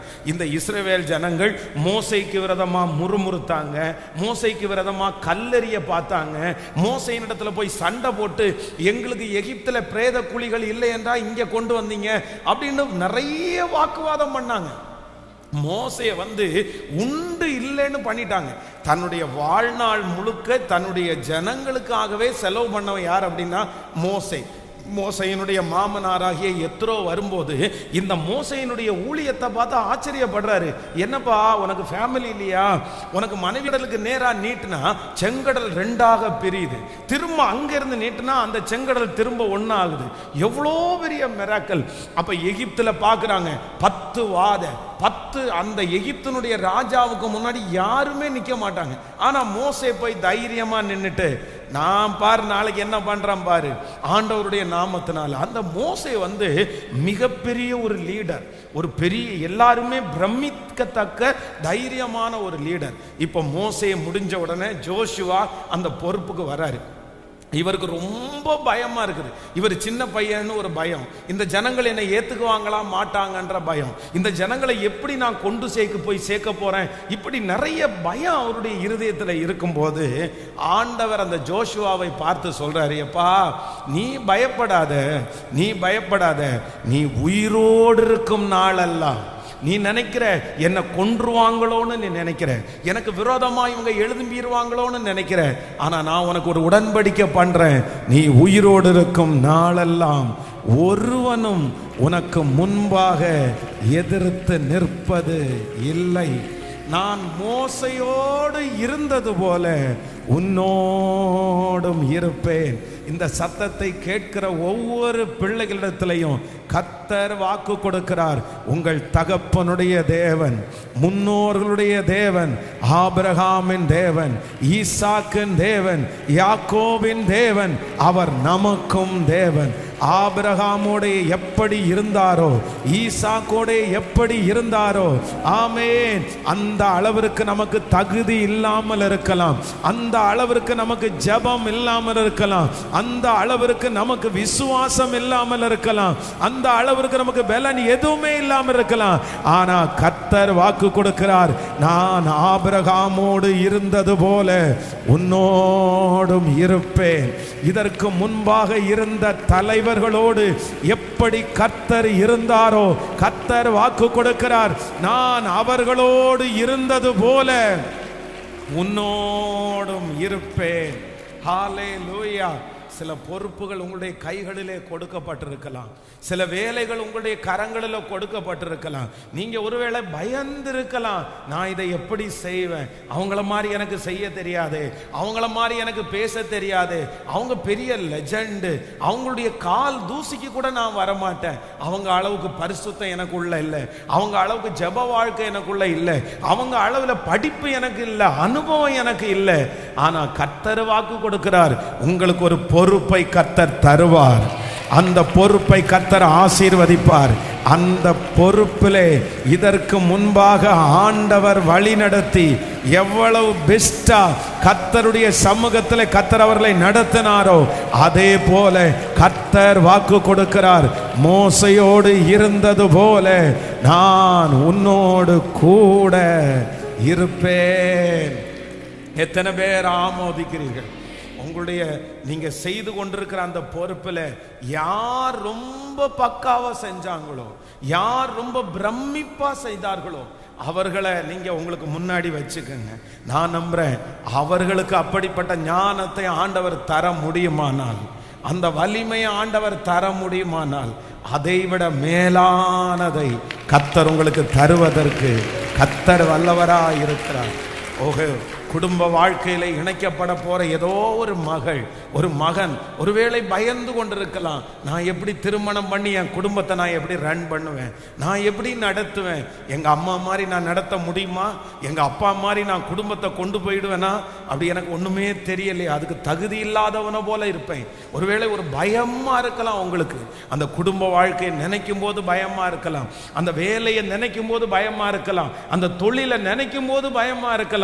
நான் எப்படி செய்ய போறேன், எப்படி செய்ய போறேன்? அப்பதான் கர்த்தர் ஜோஷுவாவை பார்த்து சொல்றாரு, நீ பயப்படாத, நான் மோசையோட எப்படி இருந்தேனோ அப்படியும் உன்னோடும் கூட இருப்பேன், உன்னோடும் கூட இருப்பேன். அந்த தேவன் இந்த 20வது நாள் இந்த சத்தத்தை கேட்கிற ஒவ்வொரு பிள்ளைகளை பார்த்து கர்த்தர் வாக்கு கொடுக்கிறார், நான் மோசையோடு இருந்தது போல உன்னோடு கூட இருப்பேன், பயங்கரமான பராக்கிரமசாலியாய் உன்னோடு கூட நான் இருப்பேன். நம்புறவங்க கரங்களை தட்டி முழு பலத்தோடு ஹல்லேலூயா. செல்லும் இடமெல்லாம் என்னோடு இருந்து என்னை கனப்படுத்துவீ, தகப்பன் தேசத்திற்கு திரும்பும் வரையில் என்னை காப்பாற்றுவீர். பாடுவோம் சொல்லும் இடமெல்லாம் என்னோடு இருந்து என்னை கனப்படுத்துவீர். தகப்பன் தேசத்திற்கு திரும்பும் வரையில் என்னை காப்பாற்றுவீர். சொன்னதை செய்யும் மழவும் என்னை கைவிடவே மாட்டீர். பாடுவோம் சொன்னதை செய்யும் மழவும் என்னை கைவிடவே மாட்டீர். ஏன் பெத்தேன் பெத்தேன் வானத்தின் வாசல்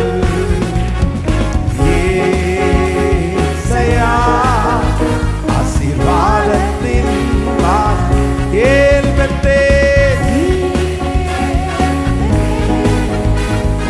வானத்தின் வாசல்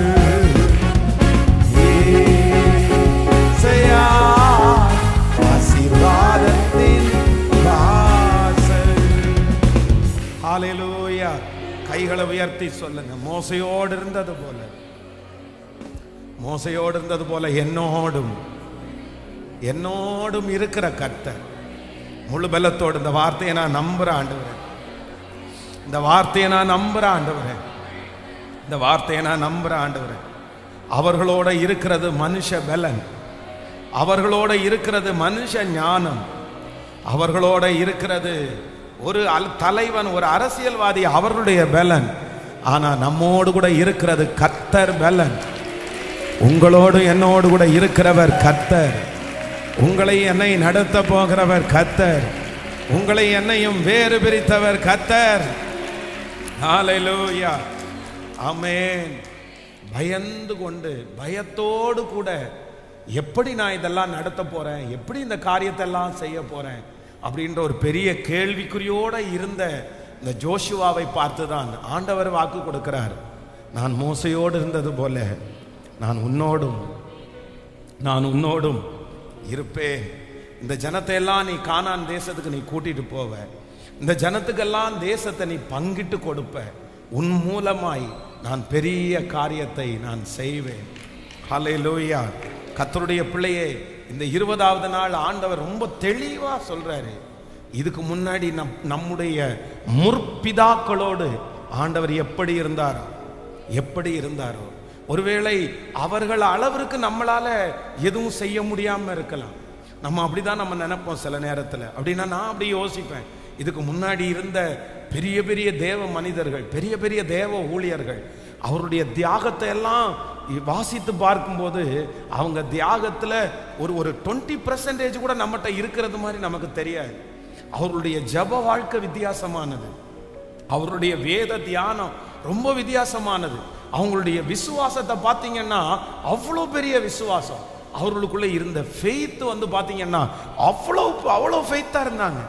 அவங்களெல்லாம் ஒப்பிட்டு பார்க்கும்போது ஆண்டவரே ஒண்ணுமே இல்லையே. அவர்களிடத்துல இருந்த ஜப வாழ்க்கை, அவர்களிடத்துல இருந்த தியாகம், அவர்களிடத்துல இருந்த விசுவாசத்துல நாங்க கணக்கிட்டு பார்த்தா 25% கூட எங்கள்கிட்ட இல்லையே. நாங்க எப்படி இந்த காரியத்தை எல்லாம் செய்வோம், நாங்க எப்படி இந்த ஊழியத்தை எல்லாம் கொண்டு போக போறோம்? அப்பதான் ஆண்டவர் வாக்கு கொடுக்கிறாரு. இல்ல இல்ல, அதுக்காக ஆண்டவர் மாறுகிறவர் அல்ல. நமக்கு அவருடைய கிருபை நிறைய இருக்கிறது. நான் மோசையோடு இருந்தது போல உன்னோடும் கூட நான் இருப்பேன். நான் மோசையோடு இருந்தது போல உன்னோடு கூட இருப்பேன். ஹாலே, நான் உன்னை விட்டு விலகுவதும் இல்லை, உன்னை கைவிடுவதும் இல்லை. ஆமென். ஞானிகளிடத்திலே இருந்த அந்த தேவன் தான் நம்மோடும் கூட இருக்கிறார். கர்த்தர் நேற்றும் இன்றும் என்றும் மாறாதவர். அவர் இருக்கிறவராகவே இருக்கிறவர். அதான் மோசே கூட அந்த பயந்து போய் கேட்கிறார், ஆண்டவரே அந்த ஜனங்கள் உங்களை கேட்டாங்கன்னா நான் என்ன சொல்லுவேன், அந்த ஜனங்களிடத்துல என்ன பதில் சொல்லுவேன்னு சொல்லும் போது கர்த்தர் என்ன சொல்றாருன்னா, நான் இருக்கிறவராகவே இருக்கிறேன் என்று சொல். கர்த்தர் இருக்கிறவராகவே இருக்கிறவர். நம்முடைய முன்னோர்களுக்கும் அவர்தான் தேவன், நமக்கும் அவர்தான் தேவன்.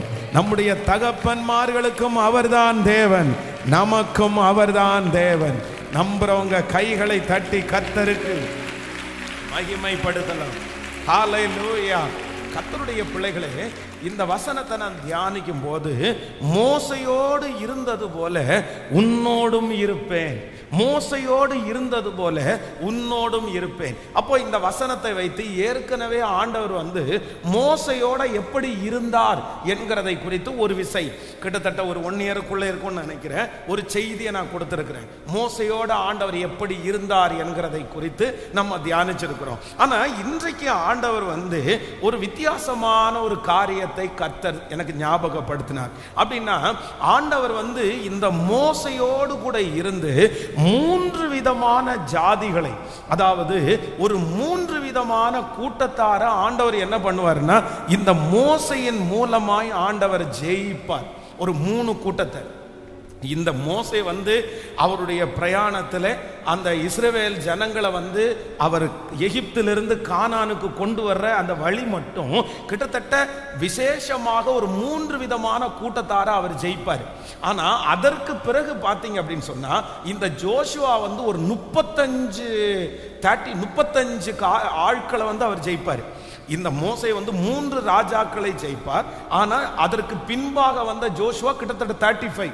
அப்படி அவருக்கு அந்த டாஸ்க் இருக்கும். அந்த அளவுக்கு அவர் செய்து முடிப்பார். மோசே செய்ததை விட பல மடங்கு அதிகமாய் ஜோஷுவா செய்து அந்த ஊழியத்தை அவர் முடிக்கிறதுக்கு கர்த்தர் பலன் தருவார். அப்போ இந்த மோசே 3 விதமான ஜாதியார ஜெயிக்கிறான். அப்ப ஆண்டவர் அதுதான் சொல்றாரு, நான் மோசையோடு இருந்தது போல உன்னோடும் கூட இருப்பேன்.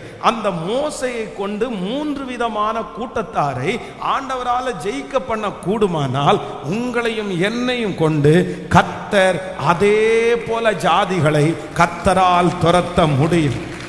ஹல்லேலூயா. நம்பர் 1, முதலாவதாக வாசிக்கலாம். யாத்திராகமம் 14ஆம் அதிகாரத்தினுடைய 8வது வசனத்தை வாசிக்க போகிறோம். யாத்திராகமம் 14ஆம் அதிகாரத்தினுடைய 8வது வசனத்தை வாசிக்கலாம். கர்த்தர் எகிப்தின் ராஜாவாகிய பார்வோனின் இருதயத்தை கடினப்படுத்தினார், அவன் இஸ்ரவேல் புத்திரரை பின்தொடர்ந்தான்.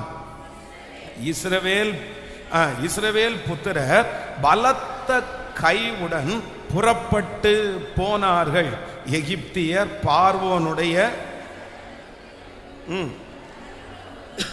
பார்வோனுடைய சகல குதிரைகளோடும் ரதங்களோடும் அவனுடைய குதிரை வீரரோடும் சேனைகளோடும் அவர்களை தொடர்ந்து போய் சமுத்திர தண்டையிலே பாகால் சேபோனுக்கு எதிரே இருக்கிற ஈரோத் பள்ளத்தாக்கின் முன்னடியிலேயே பாளையம் இறங்கினார்கள். அவர் பாளையம் இருக்கிற அவர்களை கிட்டினார்கள். ஹல்லேலூயா. கைகளை உயர்த்தி ஒரு ஹல்லேலூயா சொல்லலாம். ஆண்டவருடைய பிள்ளைகளே, இந்த இடத்துல முதலாவதாக ஆண்டவர் இந்த மோசையை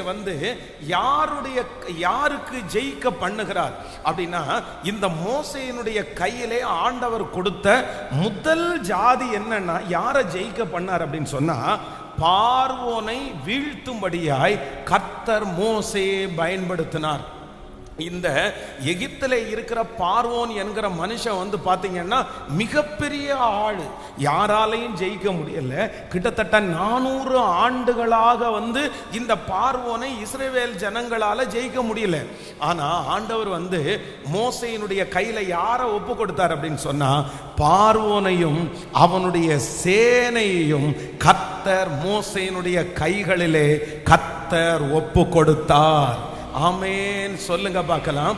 முதலாவதாக வேதம் சொல்லுகிறது, கிட்டத்தட்ட 400 ஆண்டுகளாக தொடர்ச்சியாய் வந்த ஒரு சாபம், தொடர்ச்சியாய் வந்த ஒரு தோல்வி, தொடர்ச்சியாய் வந்த ஒரு நஷ்டத்தை ஆண்டவர் முதலாவதாக மோசையின் மூலமாய் கர்த்தர் ஜெயிக்க பண்ணினார்.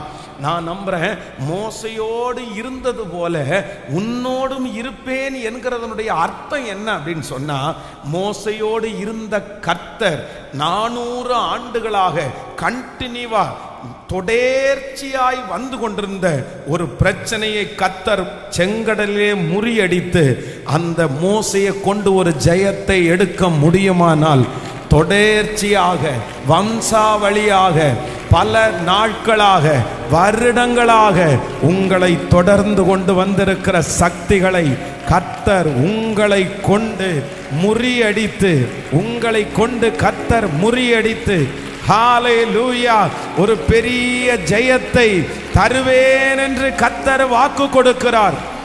ஹல்லேலூயா. பல மாதங்களாய் பல வருடங்களாய் நம்மை துரத்தி கொண்டு வந்ததிலிருந்து ஆண்டவர் ஒரு ஜெயத்தை தரப்போறாரு. எத்தனை பேர் விசுவாசிக்கிறீர்கள்? ஹல்லேலூயா.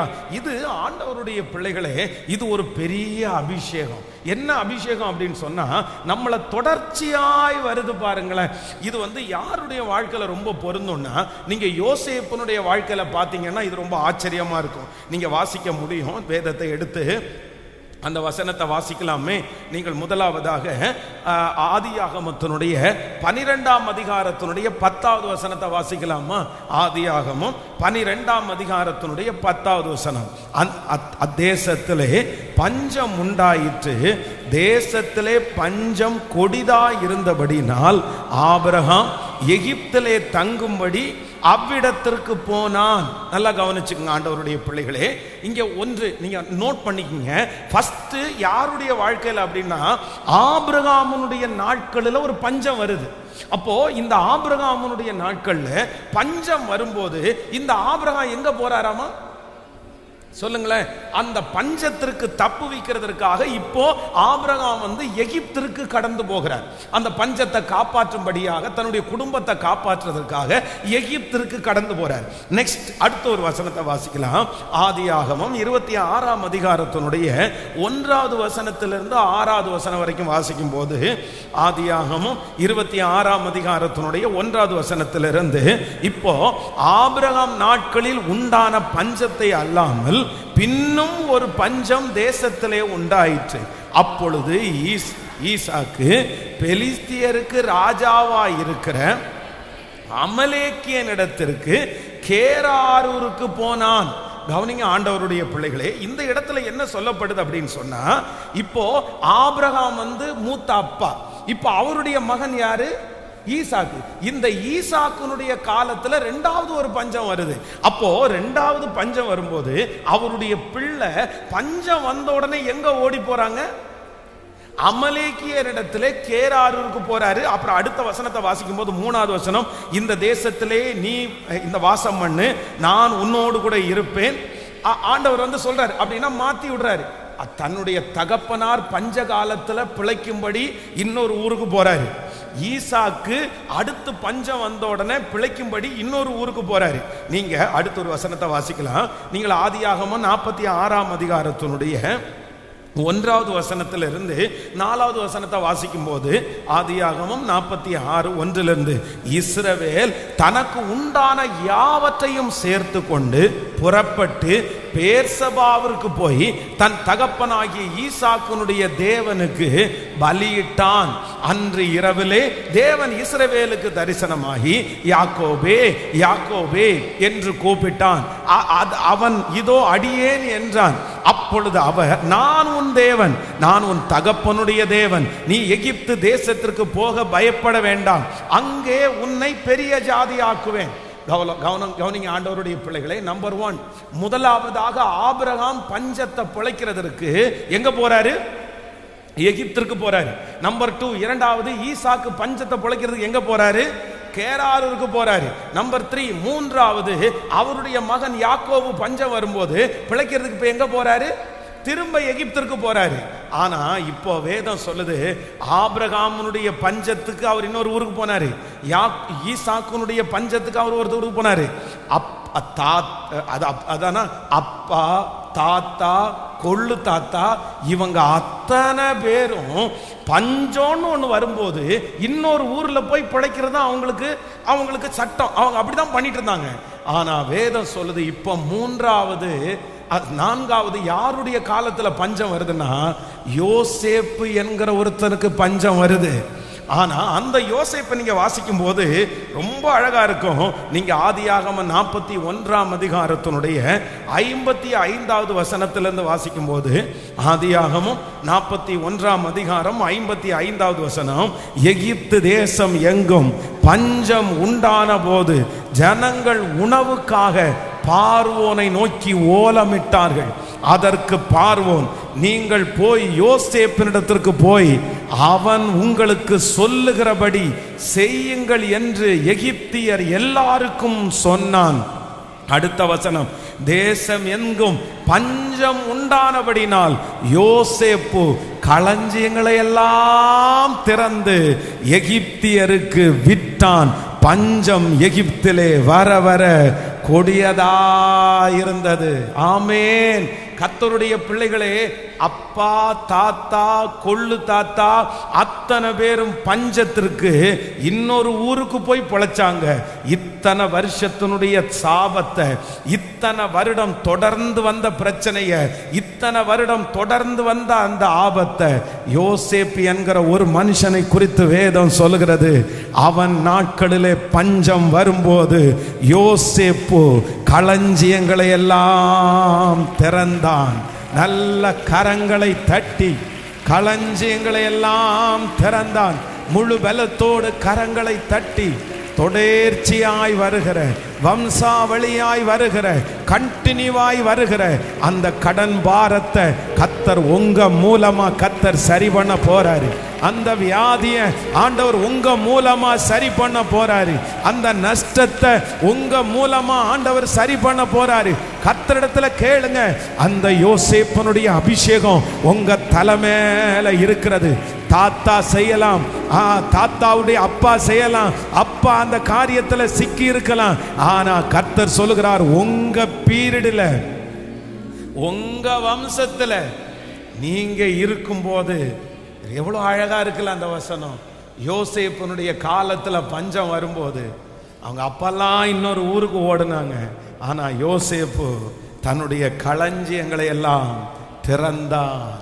திறந்தான். ஹல்லேலூயா. நான் மோசையோடு இருந்தது போல உன்னோடும் இருப்பேன். நான் மோசையோடு இருந்தது போல உன்னோடும் இருப்பேன். அப்போ மோசே முதலிலே அவன் ஜெயித்த ஒரு மிகப்பெரிய கூட்டம் யார் அப்படின்னா, பார்வோனையும் அவன் சேனையும், எகிப்தியையும் அவன் சேனையும் யோசேப்பு ஜெயித்தான். அப்ப எகிப்து அப்படின்றதுக்கு என்ன அர்த்தம் அப்படின்னு சொன்னா, தொடர்ந்து வருகிற சுமை, தொடர்ச்சியாய் வருகிற பிரச்சனை, தொடர்ச்சியாய் தன்னை துன்புறுத்துகிற சாபம். மோசே முதல் ஜெயித்த ராஜா யார் அப்படின்னா, கண்டினியூவா பிரச்சனை பண்ற ஒரு ராஜாவை அவன் ஜெயித்தான். இப்போது ஜோஷுவாவை பார்த்த ஆண்டவர் சொல்றாரு, மோசையோடு இருந்தது போல உன்னோடும் இருப்பேன். நீ என்ன பண்ணுவ அப்படின்னு சொன்னா, தொடர்ச்சியாய் வருகிற எந்த பிரச்சனையா இருந்தாலும் உன்னை கொண்டு ஜெயிக்க பண்ணுவேன். விசுவாசிக்கிறீர்களா? எத்தனை பேர் நம்புறீங்க? கைகளை மேல உயர்த்தி சொல்லுங்க. இந்த வார்த்தை எனக்குரியதுதான், இந்த வார்த்தை எனக்குரியதுதான். ஹல்லேலூயா. குடும்பத்துல தொடர்ச்சியாய் வருகிற பிரச்சனை சொல்லுங்க. எல்லாரும் நல்ல முழு பலத்தோட சொல்லுங்க. ஹல்லேலூயா. உங்க வம்சத்திலேயே ரவுடித்தனம் பண்றவங்க இருக்கலாம், உங்க வம்சத்திலேயே மோசமானவங்க இருக்கலாம், உங்க வம்சத்திலேயே நிறைய இடத்துல குடும்ப பிரிவினைகள் இருக்கலாம், டைவர்ஸ் கேஸ் நிறைய இருக்கலாம், உங்க குடும்பத்திலேயே நிறைய மரணங்கள் இருக்கலாம், நிறைய வியாதிகள் இருக்கலாம், நிறைய கடன்கள் இருக்கலாம், நிறைய நஷ்டங்கள் இருக்கலாம். இந்த நஷ்டங்கள் பல வம்சங்களாய் தொடரலாம், இந்த வியாதிகள் பல வம்சங்களாய் தொடரலாம், இந்த கடன் பல வருஷங்களாய் தொடரலாம். ஆனா நீ யோசேப்பு, நீங்கள் யோசேப்பு, உங்க தலைமையில இருக்கிற அபிஷேகம் யோசேப்பு. நீங்க அந்த பார்வோனை ஜெயிப்பீங்க, பார்வோனை ஜெயிப்பீங்க. நல்ல நல்ல பலத்தோட ஜெபம் பண்ணி, ராதாலா சத்தத்தை உயர்த்தி ஜெபம் பண்ணிட்டே இருங்க. அந்த வல்லமை கிடைக்கட்டும். ஆமென். ஹல்லேலூயா, ஹல்லேலூயா, ஹல்லேலூயா. ஸ்தோத்திரம், ஸ்தோத்திரம், ஸ்தோத்திரம், ஸ்தோத்திரம், ஸ்தோத்திரம். எஸ், அந்த அபிஷேகத்தினுடைய நிறைவு உங்க மேல வரட்டும். இந்த சாப கட்ட இன்னையோட கர்த்தர் உடைக்கட்டும், உடைக்கட்டும். மோசே மோசே ஹalleluya. அந்த மோசேயினுடைய அபிஷேகம் பற்றி எரியட்டும், எங்க மேல பற்றி எரியட்டும். சொல்லுங்க சொல்லுங்க சொல்லுங்க, இயேசுவின் நாமத்தினால, இயேசுவின் நாமத்தினால. ஹalleluya ஹalleluya. அது உங்களுக்கு அது நடக்க போவது இல்லை. நல்லா நல்லா ஜெபம் பண்ணி அந்த வியாதியை இப்பொழுது நாங்க கடிந்து கொள்ளுகிறோம். அந்த மரண போராட்டத்தை இப்ப நாங்க கடிந்து கொள்ளுகிறோம். அந்த நஷ்டத்தை இப்ப நாங்க கடிந்து கொள்ளுகிறோம். ஆமென். அந்த மன அழுத்தங்களை இப்ப நாங்க கடிந்து கொள்ளுகிறோம். பார்வோன் தோற்கடிக்கப்படுவாராக. பார்வோனுடைய சக்திகள் இயேசுவின் நாமத்தினால தோற்கடிக்கப்படுவதாக. ஹalleluya ஹalleluya ஹalleluya. பிள்ளைகள், ஒருவேளை பிள்ளைகள் யாராவது இந்த சத்தத்தை கேட்பீங்கன்னா, பாஸ்டர் நீங்க சொல்றது உண்மைதான், எங்க அம்மா கடந்து போகிற பாதையில தான் அவங்க அம்மா கடந்து போனாங்க, எங்க அப்பா இப்ப எந்த பாதையில கடந்து போறாரோ அதே பாதையில தான் எங்க தாத்தாவும் கடந்து போனாங்க. இது இது வம்சாவளியாய் இது கண்டினியூஷனா இது நடந்துட்டே இருக்குது எங்க ஃபேமிலியில. நான் பார்க்க யாராவது ஒருத்தர் நீங்க பயப்பட்டுட்டே இருக்கலாம், எனக்கும் அது தொடர்ந்துருமோ, எனக்கும் அது தொடர்ந்துருமோ, நானும் அந்த மாதிரி தான் ஆயிருவனோன்னு எனக்கு பயமா இருக்குது. யாராவது ஒருத்தர் ஜோசியர்கள் சொல்லுகிறத நம்பி கூட நீங்க இன்னைக்கு வருத்தப்பட்டு கொண்டு இருக்கலாம். உனக்கும் அப்படிதான். சிலர் பாருங்க சொல்லுவாங்க, உனக்கு எப்பவுமே 2வது கணவன் தான் உனக்கு நிலைக்கும், உனக்கு 2வது மனைவி தான் நிலைக்கும், ஃபர்ஸ்ட் நீ கல்யாணம் பண்ற குடும்ப வாழ்க்கை உனக்கு செட் ஆகாது, சீரா இருக்காது. இந்த மாதிரி எல்லாம் சொல்றவங்க நிறைய பேர் இருக்காங்க. ஆனா நான் நம்புறேன், இல்லவே இல்லை. அப்பா எகிப்திற்கு ஓடி போகலாம், ஆமேன். தாத்தா எகிப்திற்கு ஓடி போகலாம், தாத்தாவும் அப்பாவுடைய அப்பா எகிப்திற்கு ஓடி போகலாம். ஆனா என்ன கர்த்தர் பிளஸ் பண்ணுவாரு. அந்த பஞ்சகாலம் வரும்போது நான் ஓடி போக மாட்டேன், என்ன தேடி ஓடி வருவாங்க, என்ன தேடி ஓடி வருவாங்க. இதுதான் சாபத்தை முறிக்கிற வல்லமை, இதுதான் சாபத்தை முறிக்கிற வல்லமை. நீங்க டிக்ளேர் பண்ணி கேளுங்க, ஆண்டவரிடத்துல கேளுங்க. Thank you Jesus. Hallelujah. நீங்க இதுக்காக ஜெபம் பண்ணி நீங்க இதுல ஒரு வெற்றியை நீங்க அடையல அப்படின்னு சொன்னா, நீங்க அடுத்த ஜெனரேஷனுக்கு ஒரு தவறான முன்மாதிரியை விட்டுட்டு போறீங்கன்னு அர்த்தம். நான் நம்புறேன் உங்களோட அந்த சாபம் முடிவிற்கு வரணும். எத்தனை பேர் ஆமோதிக்கிறீர்கள்? உங்களோட அது முடிவுக்கு வரணும். நீங்க இப்படி இல்லை அப்படின்னு சொன்னா உங்க பிள்ளையும் ரவுடியா மாறுவான், உங்க பேர பிள்ளையும் ரவுடியா மாறுவான். எனக்கு தெரியும், நான் பார்த்திருக்கிறேன், என்னுடைய கண்ணுக்கு முன்னாடி பார்த்திருக்கிறேன். அப்பா பெரிய ரவுடி, அப்பா ஒரு கொலையை பண்ணிட்டாரு, பையன் பாருங்க அதே போல ரவுடித்தனம் பண்ணி அவ்வளோ அந்த ஊர்லயே இருக்க முடியாம வெளியூருக்கு வந்தாச்சு. அந்த பையனுக்குள்ள அந்த பையன், நான் சொல்ற பையன் 65 வயசுக்கு மேல ஆச்சு, தாத்தா செத்து போயாச்சு, அப்பா செத்து போயாச்சு. அவர் ரவுடித்தனம் பண்ணி ஒருத்தனுக்கு ஒருத்தர் குத்தி சண்டை போட்டு அவர் செத்து போயிட்டாரு. அதுக்கப்புறம் பையன் ரவுடித்தனம் பண்ண வரான். அந்த பையன் இன்னைக்கு 65 வயசு. 65 வயசான பையனுக்கு இன்னும் அப்பாவுடைய வெறித்தனம் ஆடல, இன்னும் அப்பாவுடைய கொலவரையினுடைய ஆவி அந்த பையனிடத்துல இருக்குது. இப்ப என்ன கேட்டாலும் அந்த பையன் முதல்ல எடுக்கிறது என்ன எடுப்பான் தெரியுமா? கத்தியை தான் எடுப்பான். 65 வயசான அந்த மனுஷன் கத்தியை தான் எடுப்பான். அவனுக்கு அவ்வளோ ரோஷம், அவ்வளோ கோபம். அவருடைய பிள்ளை பாத்தீங்க அப்படின்னு சொன்னா அவனுக்கு இப்ப பாத்தீங்கன்னா ஒரு 38 வயசு ஆகுது. 38 வயசான பையனுக்கு அதே ரவுடித்தனம் அந்த பையன்கிட்ட இருக்குது. எங்க போனாலும் சண்டை போடுறது, எங்க போனாலும் ஏமாத்துறது, என்னுடைய கண்ணு முன்னாடி பாக்குறேன் நான். அதை விட்டுருங்க, இப்ப 38 வயசு பையனுக்கு அவனுக்கு ஒரு பையன் இருக்கிறான். அந்த பையனுக்கு 15 வயசு. 15 வயசான அந்த பையன் அவ்வளவு ரவுடித்தனம். அவன் ஸ்கூல்ல கம்ப்ளைண்ட் பண்ணாத டீச்சரே இல்லை.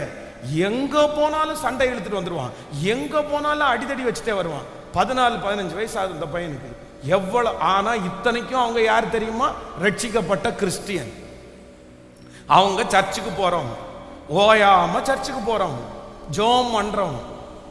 எப்படி இது? அப்போ இது வரைக்கும் அந்த குடும்பத்துல அது மாறவே இல்லை. தாத்தா மாறினா தானே பேரப்பிள்ளை மாறும், தாத்தா மாறினா தானே அப்பா மாறுவாங்க, அப்பா மாறினா தானே பேரப்பிள்ளை மாறும். இது பையன்கிட்ட சொல்லி கொடுக்கறது.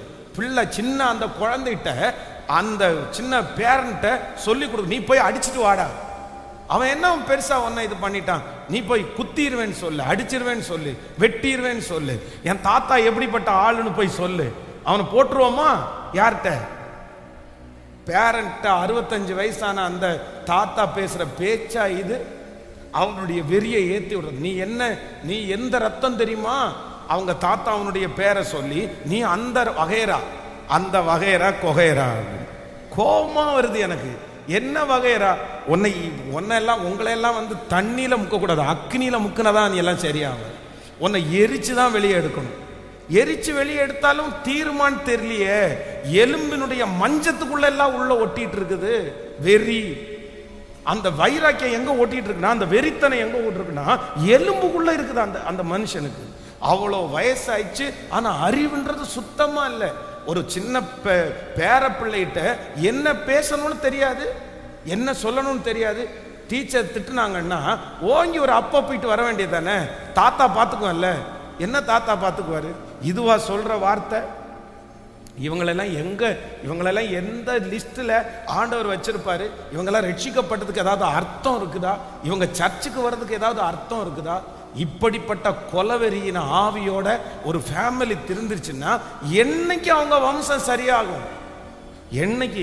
இது ஒரு பக்கத்தில் இருக்கட்டும். இன்னொரு பக்கத்தில் பார்த்தீங்க அப்படின்னு சொன்னா, எனக்கு தெரிஞ்சு எத்தனையோ கடன்காரர்கள் வரும்போது எங்க அப்பா கடன்காரங்க வரும்போது எங்க அப்பா சொல்லியிருக்காங்க, எப்பா பாத்ரூம்ல போய் வீட்டுக்கு வெளியே தான் பாத்ரூம் இருக்குது, அந்த பாத்ரூம்ல ஒளிஞ்சுக்கிட்டு அந்த கடன்காரன் வரும்போது அப்பா இல்லைன்னு சொல்லு, அப்பா இல்லைன்னு சொல்லு அப்படின்னு சொல்லியிருக்கிறார். அப்பா இல்லைன்னு சொல்லியிருக்கிறாரு.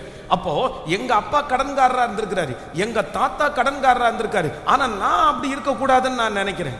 எங்க அப்பா அவ்வளோ குடிச்சிருக்கிறாரு, எங்க தாத்தா குடிச்சிருக்கிறாரு, எங்க வம்சத்துல எல்லாருமே குடிச்சிருக்கிறாங்க. ஆனா எங்க வம்சத்துல இப்ப இருக்கிறவங்களும் அந்த ஜெனரேஷன் எல்லாருமே குடிச்சிருக்கிறாங்க. ஆனா நான் என்ன நினைச்சேன் அப்படின்னு சொன்னா, இல்ல எங்க வம்சத்துல ஃபர்ஸ்ட் ஒரு நபர் அந்த சாபத்தை உடைக்கணும், அந்த கட்டுகளை உடைக்கணும். மது நான் டேஸ்ட் கூட பார்த்ததில்லை அப்படின்னு சொல்ற அளவிற்கு கொண்டு வந்து கர்த்தர் நிறுத்தணும்னு அப்படி இருக்கிறோம்.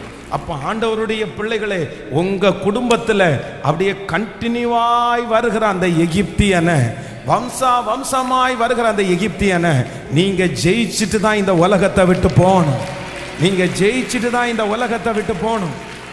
நீங்க ஜெயிச்சிட்டீங்கன்னா உங்களுக்கு வருகிற சந்ததி வந்து நான் நம்புறேன் சமாதானமாய் வாழ்வாரு. ஹல்லேலூயா, ஹல்லேலூயா. நான் விசுவாசிக்கிறேன், என் ஃபேமிலியில ஃபர்ஸ்ட் சாராயத்திற்கு அடிமையாகாத முதல் நபர் நான் தான். நம்பர் 1 ஃபர்ஸ்ட் நான் தான். எங்க வம்சத்திலையும் சரி, எங்க அப்பா வம்சத்திலையும் சரி, எங்க அம்மா வம்சத்திலையும் சரி, சாராயத்தை குடிக்காத ஃபர்ஸ்ட் நபர் நான். ஆனா இப்போ எனக்கு அப்புறம் பாருங்க, எங்க அண்ணன் பிள்ளைங்க அவங்க இந்த மாதிரி பழக்கத்துக்கு போனதில்லை, என் பிள்ளைங்க இந்த பழக்கத்திற்கு வரமாட்டாங்க. எனக்கு அப்புறம் வருகிற அடுத்த ஜெனரேஷன் கண்டிப்பா இனி அப்படி போகவே போகாது. அந்த யோசேப்ப கர்த்தர் என்ன வச்சிருக்கிறாரு, நான் நம்புறேன் உங்களையும் கர்த்தர் அப்படி வைப்பார், உங்களை கர்த்தர் அப்படி வைப்பார். ஹல்லேலூயா. இன்றைக்கு கர்த்தர் வாக்கு கொடுக்கிறார், நான் மோசையோடு இருந்தது போல உன்னோடும் இருப்பேன். தொடர்ச்சியாய் என்னை துரத்தி கொண்டு வருகிற அந்த எகிப்தியனை ஜெயிக்கிறதற்கு கர்த்தர் பலன் தர போறாரு.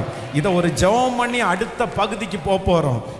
இந்த யோசேப்பினிடத்துல இருந்த இந்த யோசேப்பினாலே என்ன அபிஷேகம்னா, சாபங்களை முறிக்கிறவன், வம்சாவளி சாபத்தை முறிக்கிறவன் தான் யோசேப்பு. இது ஒண்ணு மட்டும் நடக்கல, வேற ஒண்ணு நடக்குது பாருங்க. இன்னொரு வசனத்தை நீங்க வாசிங்கன்னா அது ஆச்சரியமா இருக்கும். வாசிக்கலாம். நீங்கள் ஆதியாகமத்துல 12ஆம் அதிகாரத்தினுடைய ஆதியாகமம் 12ஆம் அதிகாரத்தினுடைய 1வது வசனத்திலிருந்து 4வது வசனம் வரைக்கும் வாசிக்கலாமா? 1வது வசனத்திலிருந்து வாசிக்கலாம். கர்த்தர் ஆபிரகாமை நோக்கி, நீ உன் தேசத்தையும் உன் இனத்தையும் உன் தகப்பன் வீட்டையும் நான் புறப்பட்டு நான் உனக்கு காண்பிக்கும் தேசத்திற்கு போ. நல்லா கவனிங்க. நீங்க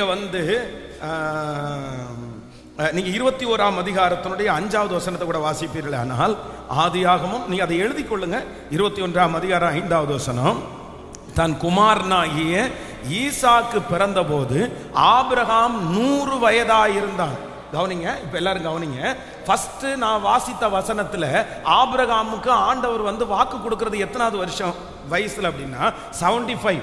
75வது வயசுல கர்த்தர் என்ன சொல்றாரு அப்படின்னு சொன்னா, நீ இந்த இடத்தை விட்டு புறப்பட்டு போ, நான் உன்னை என்ன செய்வேன், பெரிய ஜாதியா மாற்றுவேன். சோ இந்த வாக்கு தத்துவம் எத்தனை வருஷம் டிலே ஆகி நடக்குது? இப்ப வேதம் சொல்லுது, இவனுக்கு தன் குமாரனாகிய ஈசாக்கு பிறந்த போது ஆபிரகாமுக்கு 100 வயசா இருந்தான். நெக்ஸ்ட் அடுத்து இன்னொரு வசனத்தை கூட வாசிக்கலாம், நீங்க வாசிக்கலாம். இப்போ ஆதியாகமம் 25ஆம் அதிகாரத்தினுடைய 20வது வசனத்தை வாசிக்கலாமா? ஆதியாகமம் 25வது அதிகாரம் 20வது வசனம். ஈசாக்கு ரெபெக்காளை விவாகம் பண்ணுகிற போது 40 வயதாயிருந்தான். இவள் பதாம் அராம் என்னும் சீரியா தேசத்தாராகிய பெத்துவேலுக்கு குமாரத்தியும் சீரியா தேசத்தானாகிய லாபானுக்கு. இப்போ 24ஆம் அதிகாரத்தினுடைய 26வது வசனத்தை வாசிக்கலாமா? 24ஆம் அதிகாரம் 26வது வசனம். ஓகே,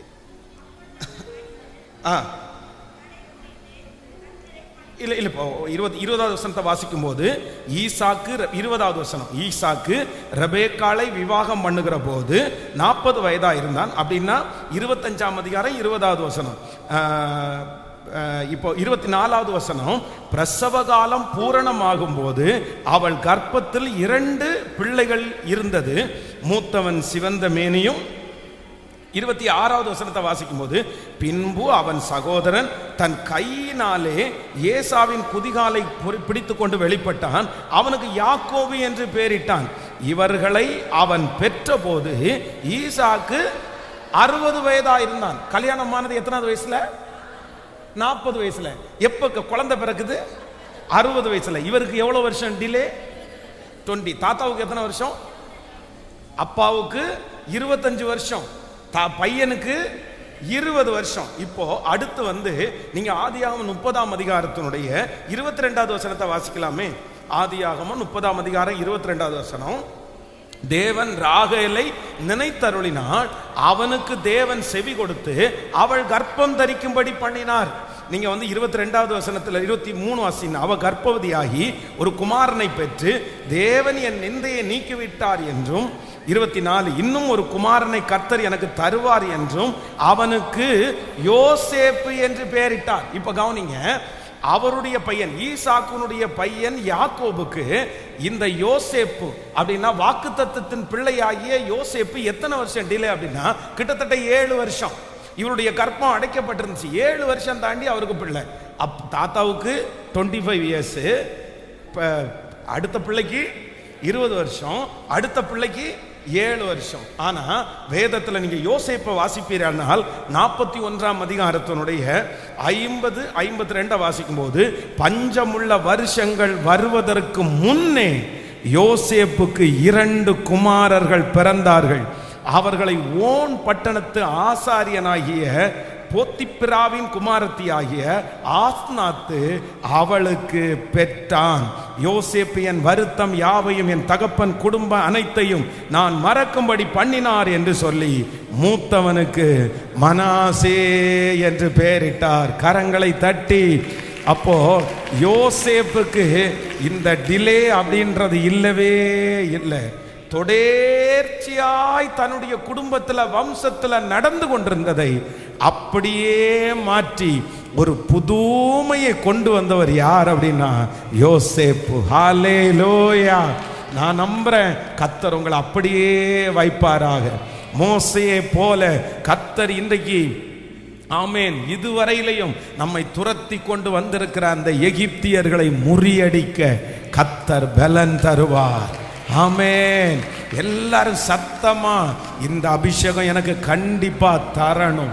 முழு பலத்தோட முழு பலத்தோட உங்கள்கிட்ட இருக்கிற அந்த தீய காரியங்கள் விலகுவதாக. அது நன்மை தடைபட்டிருக்குமானால் அந்த நன்மைக்காக ஜெபம் பண்ணுங்க. அந்த தீமை உங்களுக்குள்ள இருக்குமானால் அந்த தீமை என்ன தொடரக்கூடாதுன்னு சொல்லி ஜெபம் பண்ணுங்க. ஹல்லேலூயா, thank you ஜீசஸ். உங்க குடும்பத்துல ஒருவேளை நிறைய டைவர்ஸ் ஆகுமே ஆனால், வம்சாவளியா குடும்பம் ஒண்ணா இல்லைன்னு சொன்னா நீங்க அப்படி ஜெபம் பண்ணுங்க. அதிலிருந்து கர்த்தர் விடுதலை தர போறாரு. உங்க குடும்பத்துல அகால மரணங்கள், ஒருவேளை இளம் பிராயத்துல மரணங்கள் இருக்குமானால் அதற்காக நீங்க ஜெபம் பண்ணுங்க. தற்கொலைகள், ஒருவேளை சுற்றி சுற்றி தற்கொலைகள் வருமானால் அதற்காக ஜெபம் பண்ணுங்க. திருமண தடைகள் இருக்குமானால் அதற்காக நீங்க ஜெபம் பண்ணுங்க. Thank you Jesus, thank you Jesus. முழு பலத்தோடு சத்தமா ஜெபம் பண்ணி, நன்றி அப்பா, நன்றி அப்பா. தீராத வியாதிகள் உங்க குடும்பத்தில் இருக்குமானால், கண்டினியூவா வருமானால் அதை பைண்ட் பண்ணி அதை கட்டி நீங்க ஜெபம் பண்ணுங்க. சத்தமா, இயேசுவே, எங்க குடும்பத்தில் அந்த எகிப்தியனை துரத்தக்கூடிய ஒரு மகிமை இப்பொழுது ஒவ்வொருவர் மேலும் நான் தான் சொல்லுங்க. என் வீட்டில் என் தலை மேல அந்த யோசேப்பனுடைய அபிஷேகம் இருக்கணும். சத்தமா ஜெபித்து சொல்லி ஜெபிக்க. ஹல்லேலூயா. அவருடைய வல்லமைகள் குறைந்து போகவில்லை. அவருடைய வல்லமைகள் குறைந்து போகவில்லை. அவருடைய உயிர்த்தெழுதல் மகிமை மாறவில்லை. ஸ்தோத்திரம். நீங்க ஜெபிக்க அது நடக்கட்டும். கர்த்தர் நல்லவர், கர்த்தர் நல்லவர், கர்த்தர் நல்லவர், கர்த்தர் நல்லவர். உடைய வல்லமைகள் குறைந்து போகவில்லை. உடைய உயிர்த்தெழுதல் மகிமை மாறவில்லை. ஆமென். இந்த காரியத்திற்காகவே ஆண்டவர் என்னுடைய இருதயத்தில் ஜெபிக்கும்படியாய் கர்த்தர் சொல்லுகிறார். ஸோ அடுத்ததை ஒருவேளை நம்ம பார்க்குறோமோ இல்லையோ, அதை தியானிக்கலைன்னா கூட பரவாயில்ல. இன்னைக்கு இதுல இருந்து ஒரு பெரிய வெற்றியை ஆண்டவர் நமக்கு தரப்போறாரு. எத்தனை பேர் ஆமோதிக்கிறீங்க? இனி நமக்கு பின்னாடி அது தொடர்றது இல்லை. நம்ம தான் அதனுடைய ரட்சகர் நானா தான் மாறணும். கவனிங்க, வாலிப பிள்ளைங்க, பெரியவங்க எல்லாம் நீங்க ரொம்ப கவனமா கவனிங்க. ஒருவேளை உங்களுடைய அப்பாவுடைய ஸ்பிரிட் உங்களை டிஸ்டர்ப் பண்ணுதா, உங்க அம்மாவுடைய ஸ்பிரிட் உங்களை டிஸ்டர்ப் பண்ணுதா, பி கேர்ஃபுல். ரொம்ப கேர்ஃபுல்லா இருங்க, ரொம்ப ஞானமா இருங்க. நீங்க ரொம்ப கவனமா இருக்கணும். கடந்த சில 2 வருடத்திற்கு முன்பாக இந்த உத்தம சிநேகிதி அப்படின்ற ஒரு கூட்டத்தை ஒழுங்கு செய்திருந்தோம். அப்படின்னா கணவனால் கைவிடப்பட்டவர்கள், கணவனை இழந்தவர்களுக்காக ஒரு மீட்டிங் வச்சிருந்தோம். அப்போ எனக்கு ரொம்ப ஆச்சரியமா இருந்துச்சு. நிறைய பேரை அம்மாவையும் மகளையும் நான் பார்த்தேன், அம்மாவையும் மகளையும் பார்த்தேன். எனக்கு ரொம்ப கஷ்டமா இருந்துச்சு. அம்மாவும் விதவையா இருந்தாங்க, மகளும் விதவையா இருந்தாங்க. அதுக்காக ஜெபம் பண்ணேன். ஆனா ஒரே ஒரு குடும்பத்தை பார்த்தா பாட்டி, அம்மா, பிள்ளை 3 பேர் வந்திருந்தாங்க. அந்த பிள்ளைக்கு பார்த்தீங்கன்னா 2 பொன், அது அந்த பொண்ணுக்கும் 2, அந்த மகளுக்கும் 2 பெண் குழந்தைங்க இருந்தாங்க. பாட்டி கணவர் இல்லை, அவர் 40 வயசுல அவர் இறந்துட்டாரு. இப்போ அவங்களுடைய அம்மா பார்த்தீங்க அப்படின்னு சொன்னா அவர்களுக்கும் கணவர் இல்லை, அவரும் டைவர்ஸ் கேஸ்ல அவங்களும் போயிட்டாங்க. இப்போ பொண்ணு வருது, அந்த பொண்ணும் என்னுடைய கணவனா நான் பிரிஞ்சு வந்துட்டேன் அப்படின்னு சொல்லுது. 2 பெண் குழந்தைய கையில வச்சிருக்குது. நான் அந்த பிள்ளைக்காக ஜெபம் பண்ணிட்டு நான் கெஞ்சி அந்த பிள்ளைகிட்ட சொல்லிட்டேன், இந்த பாருப்பா, உன் குடும்பத்துல பாட்டியும் விதவையா இருக்காங்க, அம்மாவும் விதவையா இருக்காங்க, நீயும் இப்ப விதவையா இருக்கிறாங்க. இப்போ உனக்கு 2 பிள்ளைகளா ஏசப்பா தந்திருக்கிறாரு. நான் ஒன்னு சொல்றேன், உன் கணவனார் எவ்வளவு மோசமானவரா வேணாலும் இருக்கலாம், அவர் குடிகாரர் எனக்கு தெரியுது, ஆனா அவர் ரொம்ப உன்னை டார்ச்சர் பண்றாரு எனக்கு தெரியுது. ஆனா இது ஒரு பெரிய சாபம், இதை நீ தான் முறியடிக்கணும், இதை நீ தான் ஜெயிக்கணும். கொஞ்சம் பொறுத்து போ. ஆண்டவரால மாற்ற முடியாத மனுஷன் யாருமே கிடையாது. ஜெபத்தினால மாற முடியாதது எதுவுமே கிடையாது. நீ முழங்கால் படியிடு, உனக்காக ஆண்டவர் யுத்தம் பண்ணுவார், உனக்காக ஆண்டவர் கொண்டு வருவார். கர்த்தர் பெரியவர். நீ ஏன் அப்படி நினைக்கிற? நீ எப்படியாவது இந்த சாபத்தை நீ முறிக்கணும்.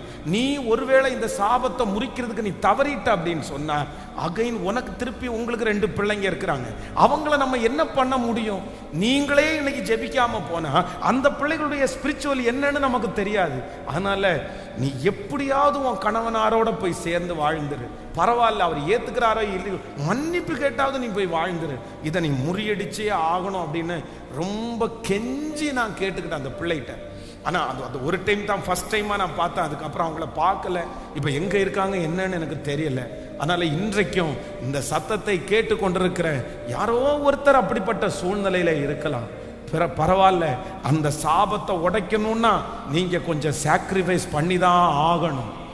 யார் அந்த சாபத்தை உடைக்கிறாங்களோ அவங்க அதிகமாக ஜெபிச்சு தான் ஆகணும். அவங்க அந்த போராட தான் செய்யணும். பிசாசு உங்களோட போராடுவான். வம்சாவளி சாபம் உங்களோட போராடும். முன்னோர்களுடைய பாவங்கள் உங்களோட போராடும். ஆனால் நீங்கள் எழும்பி நின்று என்ன சொல்லணும்னா, நானும் எங்கள் தகப்பன் வீட்டாரும் பாவம் செய்தோம், ஆனா இயேசுவே இனி அந்த தீங்கு எங்களுக்கு வேண்டாம்.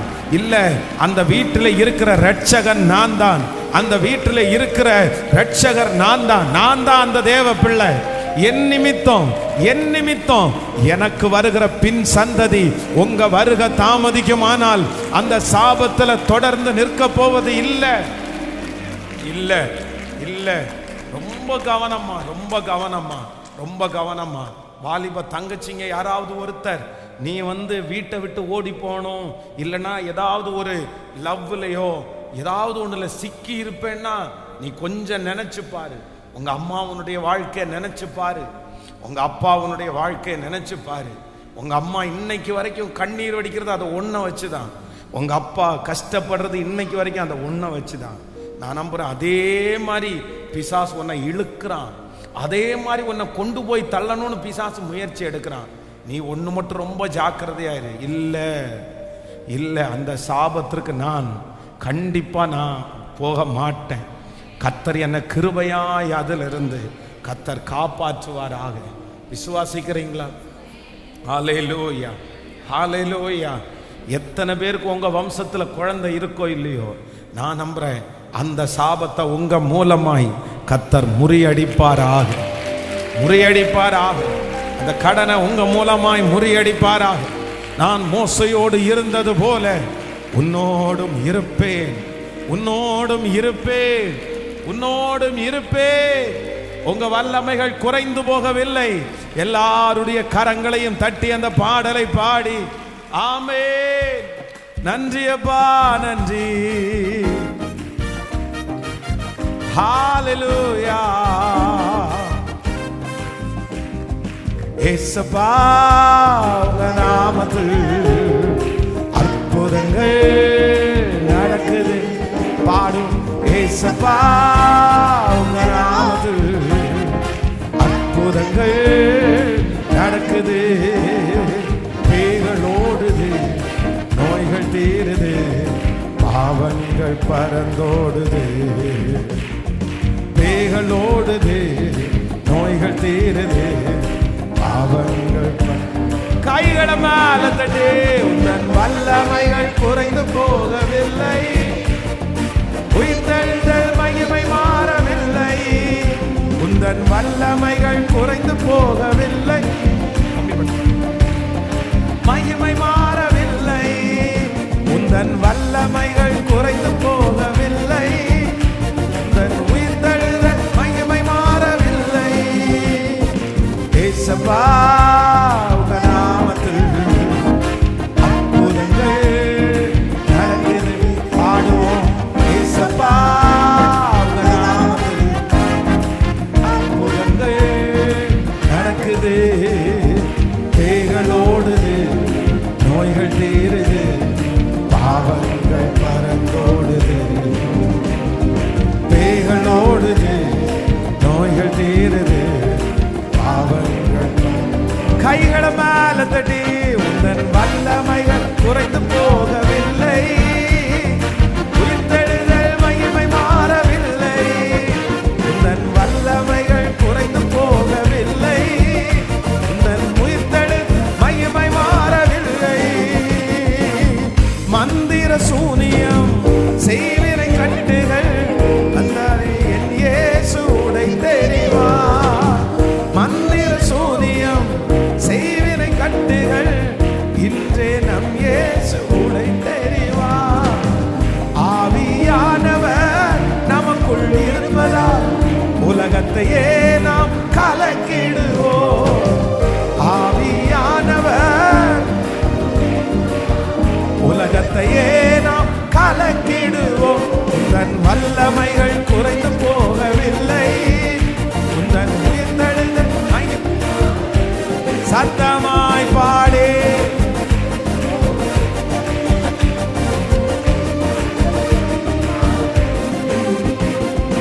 ஏசப்பா நாமத்தில் அற்புதங்கள் நடக்குது. ஏசப்பா நாமத்தில் பாடு, எல்லாரும் விசுவாசத்தோட பாடு.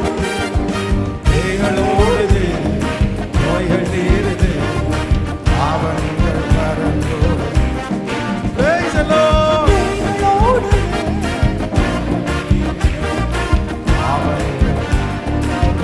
Hallelujah. துன்பங்கள் தொல்லைகள் வியாதிகள் வறுமைகள் வந்தாலும் என் இயேசு குணமாக்குவார். துன்பங்கள் தொல்லைகள் வியாதிகள் வறுமைகள் வந்தாலும் என் இயேசு குணமாக்குவார்.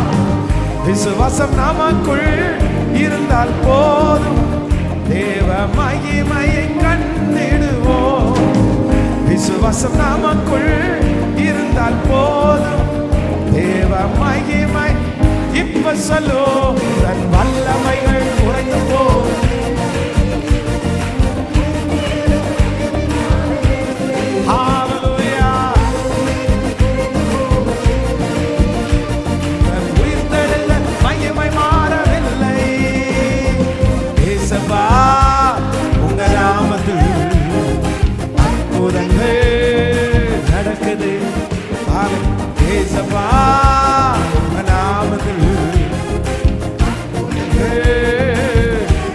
சொல்லுங்க, பேய்களோடு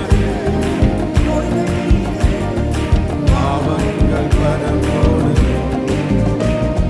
பேய்களோடுது, நோய்கள் நீருது, பாவங்கள். கைகளை மேல தட்டு, உடன் வல்லமைகள் குறைந்து போகவில்லை.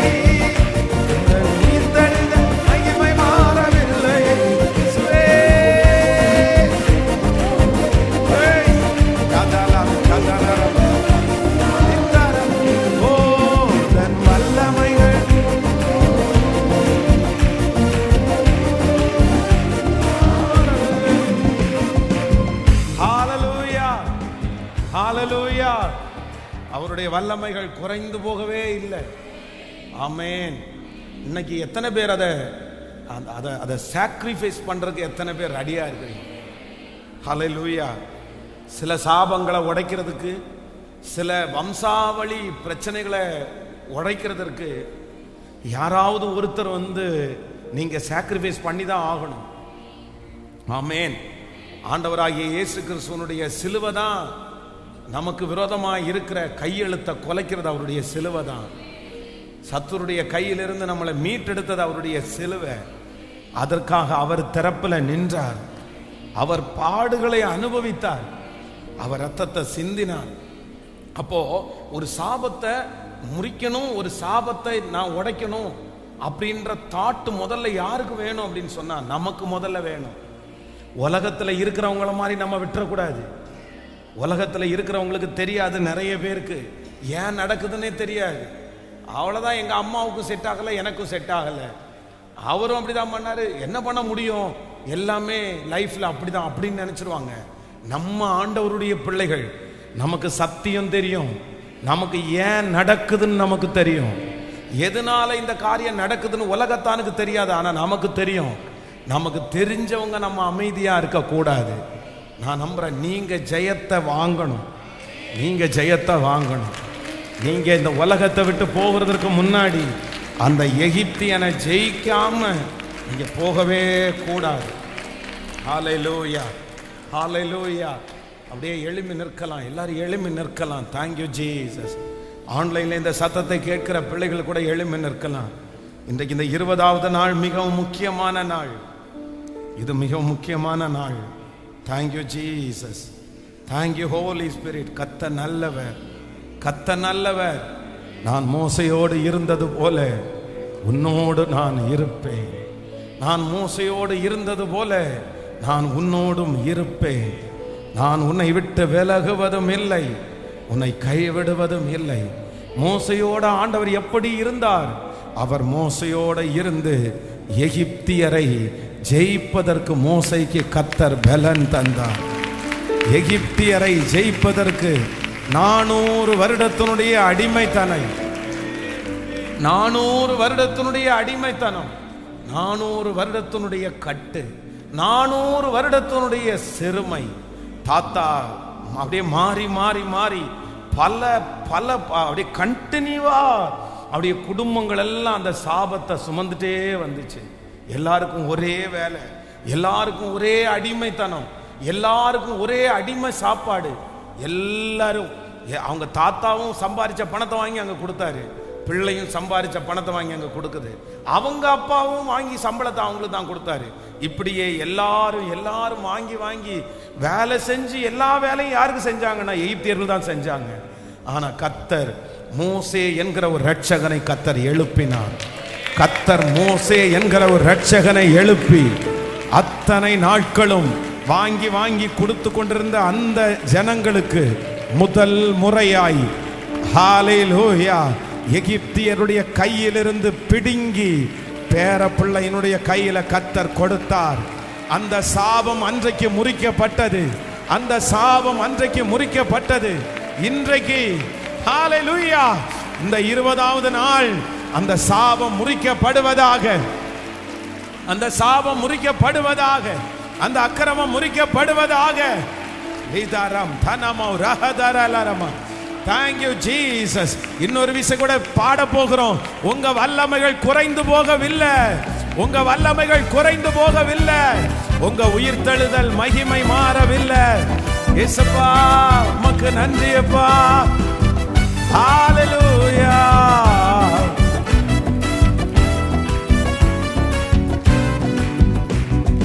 இயேசுப்பா உங்க நாமத்தில் அற்புதங்கள் நடக்குது.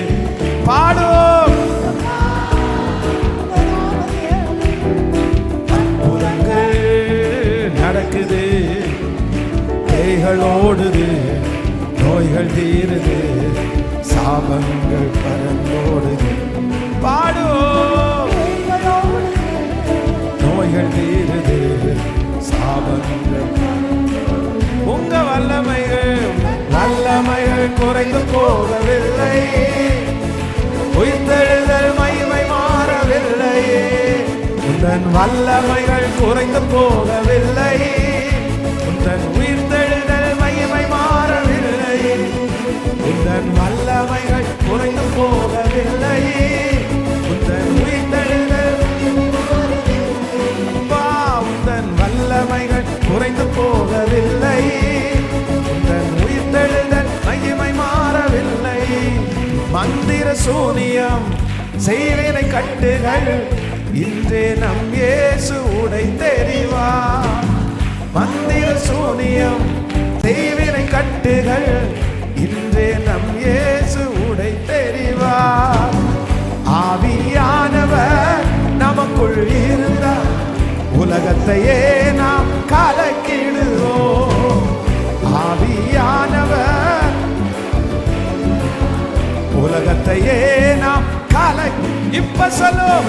வல்லமைகள் குறைந்து போகவில்லை, உயிர்த்தெழுதல் மகிமை மாறவில்லை. உந்தன் வல்லமைகள் குறைந்து போகவில்லை, உந்தன் உயிர்த்தெழுதல். கைகளை தட்டி கப்தனரம் கலரகதலரோ கிருபை. அந்த அக்கினி, அந்த அக்கினி ஒவ்வொருவர் மேல இறங்கட்டும், ஒவ்வொருவர் மேல இறங்கட்டும், ஒவ்வொருவர் மேல இறங்கட்டும், ஒவ்வொருவர் மேல இறங்கட்டும். வல்லமை வல்லமை வல்லமை. உங்க அக்கினி உங்க அக்கினி, உங்க அக்கினி, உங்க அக்கினி, உங்க அக்கினி, உங்க அக்கினி. Yes yes yes. முறிக்கிறோம், முறிக்கிறோம், முறிக்கிறோம், முறிக்கிறோம், முறிக்கிறோம். இயேசுவின் நாமத்தினால், இயேசுவின் நாமத்தினால். இப்போ இப்போ இப்போ இப்போ கர்த்தாவே, அந்த சாபங்கள் முறிவதாக, அந்த சாபங்கள் முறிவதாக, அந்த சாப கட்டுகள் முறிவதாக. வம்சாவளி சாபங்கள் இயேசுவின் நாமத்தினால, இயேசுவின் நாமத்தினால. இப்போ இப்போ இப்போ அந்த பார்வோனுடைய ஆவிகளை, ஹalleluya, ஹalleluya, இன்றும் நீர் ஜீவிக்கிறீர், இன்றும் நீர் ஜீவிக்கிறீர். ஜெயம் ஜெயம் ஜெயம் ஜெயம் ஜெயம். இயேசுவின் நாமத்தினால அந்த ஜெயம் உண்டாவதாக, ஜெயம் உண்டாவதாக. வித்தாரம் தோனாமாரா லபாதாராலா லேஹாதாராலரமா. அந்த வியாதியை நான் துரத்துகிறேன், அந்த சாபத்தை நான் துரத்துகிறேன். ஹalleluya.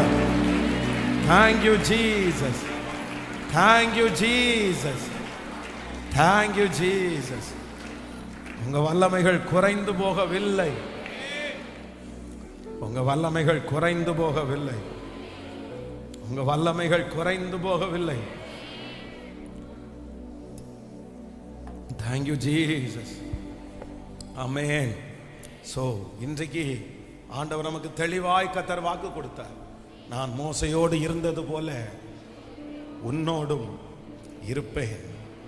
நான் உன்னை விட்டு விலகுவதும் இல்லை, உன்னை கைவிடுவதும் இல்லை, உன்னை கைவிடுவதும் இல்லை. கவனிங்க ஆண்டவருடைய பிள்ளைகளை, இன்றைக்கு ஆண்டவர் ஒரு பெரிய அற்புதத்தை செய்திருக்கிறார். ஆண்டவர் மோசையோட இருந்து 3 ஜாதிகளை கர்த்தர் துரத்தினார். நான் இன்னைக்கு 1 தான் உங்களுக்கு பிரசங்கம் பண்ண முடிஞ்சிருச்சு. இனி 2 காரியத்தை கர்த்தருக்கு சித்தமானா நாளைக்கு மாலையில் அந்த 2 காரியத்தை சொல்லிட்டு அதற்கு பிறகு நான் நாளைக்குள்ள வாக்கு தத்தத்தை நான் உங்களோட பேசுறேன். நாளைக்கு அவன் இந்த மோசையை துரத்தின அடுத்த 2 ஜாதிகளை, அதான் ஜோஷுவாவை பார்த்து ஆண்டவர் சொல்றாரு, நான் மோசையோடு இருந்தது போல உன்னோடும்.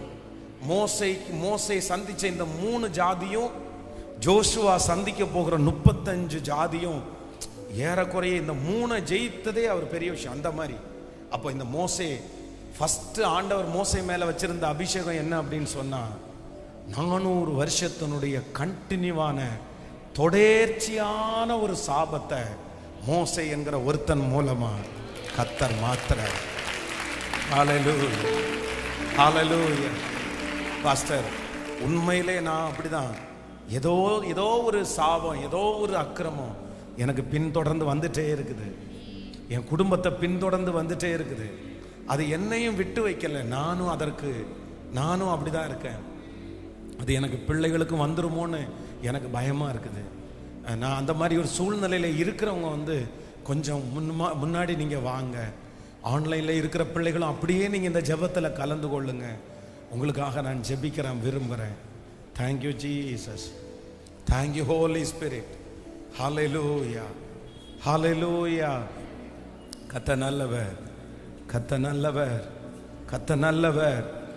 இன்றைக்கே இரட்சணிய நாளாய் மாறட்டும், இன்றைக்கே அனுக்கிரகத்தின் வருஷமாய் மாறட்டும், இன்றைக்கே இரட்சணிய நாளாய் மாறட்டும், இன்றைக்கு அதிலிருந்து கர்த்தர் ஒரு விடுதலை கொடுக்கட்டும். Thank you Jesus, thank you Jesus. ஹalleluya. நான் மோசையோடு இருந்தது போல உன்னோடும் இருப்பேன் என்று நீர் வாக்கு கொடுத்தீர் அல்லவா, நீர் வாக்கு கொடுத்தீர் அல்லவா, நீர் வாக்கு கொடுத்தீர் அல்லவா. ஹalleluya, ஹalleluya, ஹalleluya, ஹalleluya, ஹalleluya. கவனிங்க ஆண்டவருடைய பிள்ளைகளே, உங்க மேல ஆண்டவர் வச்சிருக்கிற அபிஷேகம் ரொம்ப வித்தியாசமானது. இந்த சத்தத்தை ஆண்டவர் உங்களுக்கு கேட்க பண்றாரே, ஆனால் கர்த்தர் என்ன நினைக்கிறார் அப்படின்னா, உங்க மூலமா அதை ஜெயிக்கிறதுக்கு ஆண்டவர் விரும்புறார். உங்களால அப்படி ஜெயிக்க முடியும்.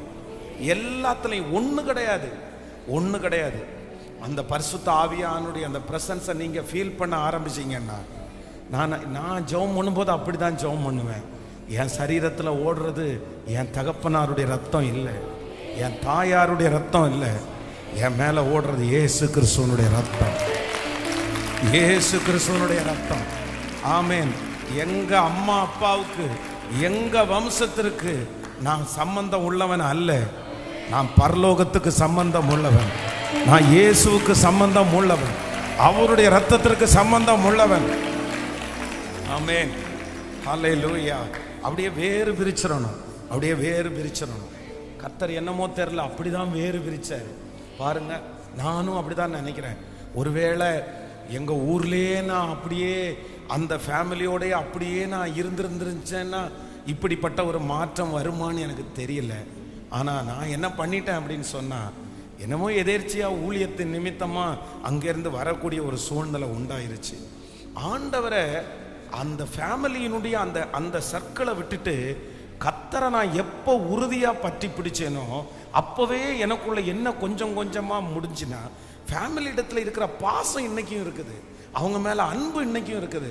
ஆனா என்ன அப்படின்னு சொன்னா, அவங்க கேரக்டரோ இல்லை அவங்களுடைய சாபங்களோ தொடராதபடி கொஞ்சம் வேறு விரிக்கப்பட்டாச்சு. அதனால இது ஒரு பெரிய ப்ராசஸ். இது வந்து சாதாரணமா இல்லை. அப்படின்னா அது நம்மளை பயங்கரமா தொடரும், பயங்கரமா தொடரும். நம்மளை ரொம்ப டெமிட்டேட் பண்ணும். அது நம்மளை விடாது. பாருங்க, ஆபிரகாமனுடையது ஈசாக்கு விடலை பாருங்க, ஈசாக்குனுடையது யாக்கோபை விடலை பாருங்களேன். யாக்கோபுக்கோ ஈசாக்குக்கோ இந்த பஞ்சமுள்ள காலத்துல நம்ம தேடி போக வேண்டாம், இங்கே ஏன் ஆண்டவரை என்ன நீங்க ஆசீர்வதிக்க மாட்டீங்களா அப்படின்னு கேட்க தோணல பாருங்களேன். அப்படி இன்னொன்னு சொல்றது கேளுங்க, ஆபிரகாமை குறித்து வேதம் சொல்லுது, சாராய் ரொம்ப அழகா இருக்கிறாங்கன்னு சொல்லி ஒரு நாட்டுக்குள்ள போகும்போது அவர் என்ன சொல்லுவாருன்னா பொய் சொல்லுவாரு. அவன் என் மனைவி கிடையாது, அவ யார், எனக்கு என்னுடைய சகோதரின்னு சொல்லுவாரு. அப்படியே பாருங்க, ஈசாக்கும் பாருங்க, அவங்க தேசத்தை விட்டு இன்னொரு தேசத்துக்கு போகும்போது தன்னுடைய ஒய்ஃப் ரொம்ப அழகா இருக்காங்கன்னு சொல்லி எல்லா ஜனங்களிடத்திலையும் என் மனைவி இல்லை சகோதரின்னு சொல்லி வைப்பாரு. அவர் ரொம்ப ஜாக்கிரதையா இருக்கணும். நம்ம ரொம்ப கேர்ஃபுல்லா இருக்கணும். என்ன அப்படின்னு சொன்னா, சில சாபங்களை நம்ம கண்டினியூ பண்றதுக்கு விடவே கூடாது. இன்றைக்கு உங்களை கொஞ்ச நேரம் ஜெபம் பண்ண வைக்கிறதுக்கு மட்டும்தான் டைம் இருக்குது. ஆனா நீங்க ஒவ்வொரு நாளும் ஆண்டவர் கொடுக்கிற வார்த்தை நீங்க அப்படியே கேட்டுட்டு போறதுக்கு இல்லை, அதை வச்சு நீங்க ஜெபம் பண்ணணும். இந்த 100 டேஸுக்குள்ள ஆண்டவர் பெரிய மாற்றத்தை கர்த்தர் நமக்கு தரணும், ஒரு பெரிய வித்தியாசத்தை கர்த்தர் உண்டு பண்ணணும். அப்போ ஃபர்ஸ்ட் நீங்க சாக்ரிஃபைஸ் பண்ணணும். அப்படின்னா இப்போ பாருங்களேன், உங்க குடும்பத்தில் யாராவது ஒருத்தர் கணவனை பிரிஞ்சிருக்கிறாங்களா, மனைவியை பிரிஞ்சிருக்கிறாங்களா, உங்க குடும்பத்திலையும் அப்படியே பிரிகிறது போல சூழ்நிலைகள் வரும், அதே போல பிரச்சனை உங்களுக்கு வரும். ஆனா நீங்க என்ன பண்ணணும்னா சகிக்கணும். நீங்க உடனே யோசிக்கணும், இது இவங்க கிடையாது, அது உங்க கணவனார் திட்டுறது கிடையாது, அது உங்க மனைவியினுடைய வார்த்தை கிடையாது. அவங்க பின்னாடி இருந்து ஒரு சாபம் இயக்குது, அவங்க பின்னாடி இருந்து பிசாசு இயக்குறான். அதான் நம்ம யாரை பார்க்குறோம்னா அவங்கள மட்டும்தான் பார்க்குறோம் கிடையாது, அவங்க பின்னாடி இன்னொரு சத்துரு இருக்கிறான். அதனால தான் ஆண்டவர் சொல்றாரு, எவனை விழுங்கலாமோ வென்று வகை தேடி சுத்தி திரிகிறான். அந்த ரங்கத்தில் கிரியை செய்கிறவன், மறைஞ்சு கிரியை செய்கிறவன். வேதத்தில் தேவனுடைய மனுஷன் கர்த்தருக்காக வாழும்போது மனைவி என்ன சொல்றாங்க, நீர் இன்னும் உம்முடைய உத்தமத்தில் உறுதியாய் இருக்கிறீரோ, தேவனை தூசித்து ஜீவனை விடும். பிசாசு எப்படி கிரியை செய்யறான் பாருங்களேன். ஆனா உடனே யோபு அறிஞ்சு கொள்றான், இது நீ பேசல, உன்னை வேற ஏதோ ஒன்னு இயக்குது. அப்பதான் அவன் சுதாகரிச்சு சொல்றான், தேவனுடைய கையிலே நன்மையை பெற்ற நாம் தீமையை பெற வேண்டாம்.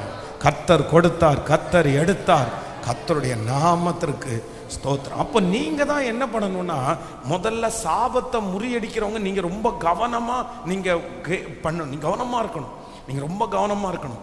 நீங்க சாக்ரிஃபைஸ் பண்ணித்தான் ஆகணும். இப்ப பாருங்களேன், உங்க வம்சத்திலே எல்லாருக்குமே கடன் வாங்குற பழக்கம் இருக்கா? நீங்க அதை முறியடிக்கணும்னா கொஞ்சம் கஷ்டம்தான்.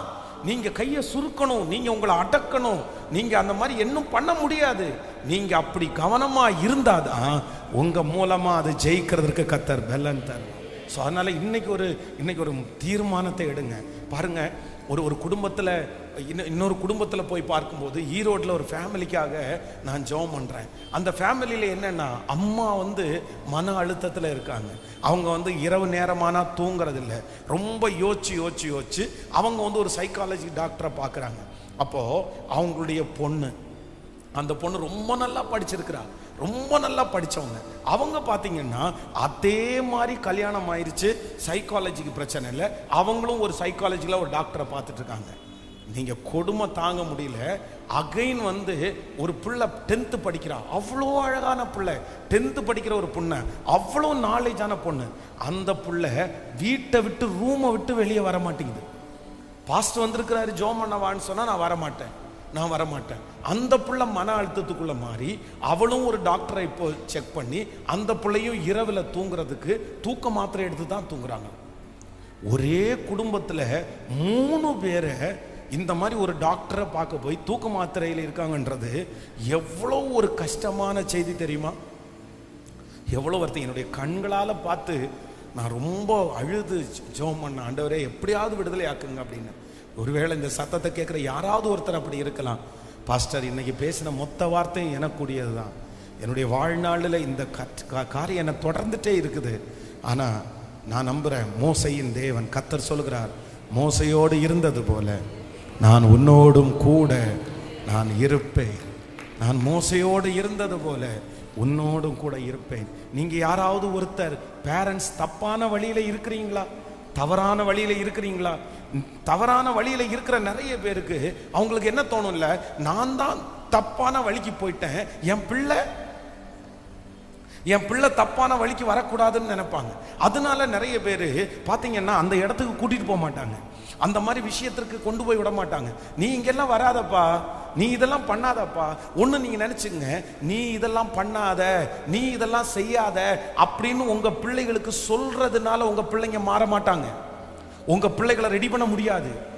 நீங்க அதை ஜெயிச்சாதான் உங்க பிள்ளைங்க அந்த சாபத்துக்குள்ளேயே வரமாட்டாங்க.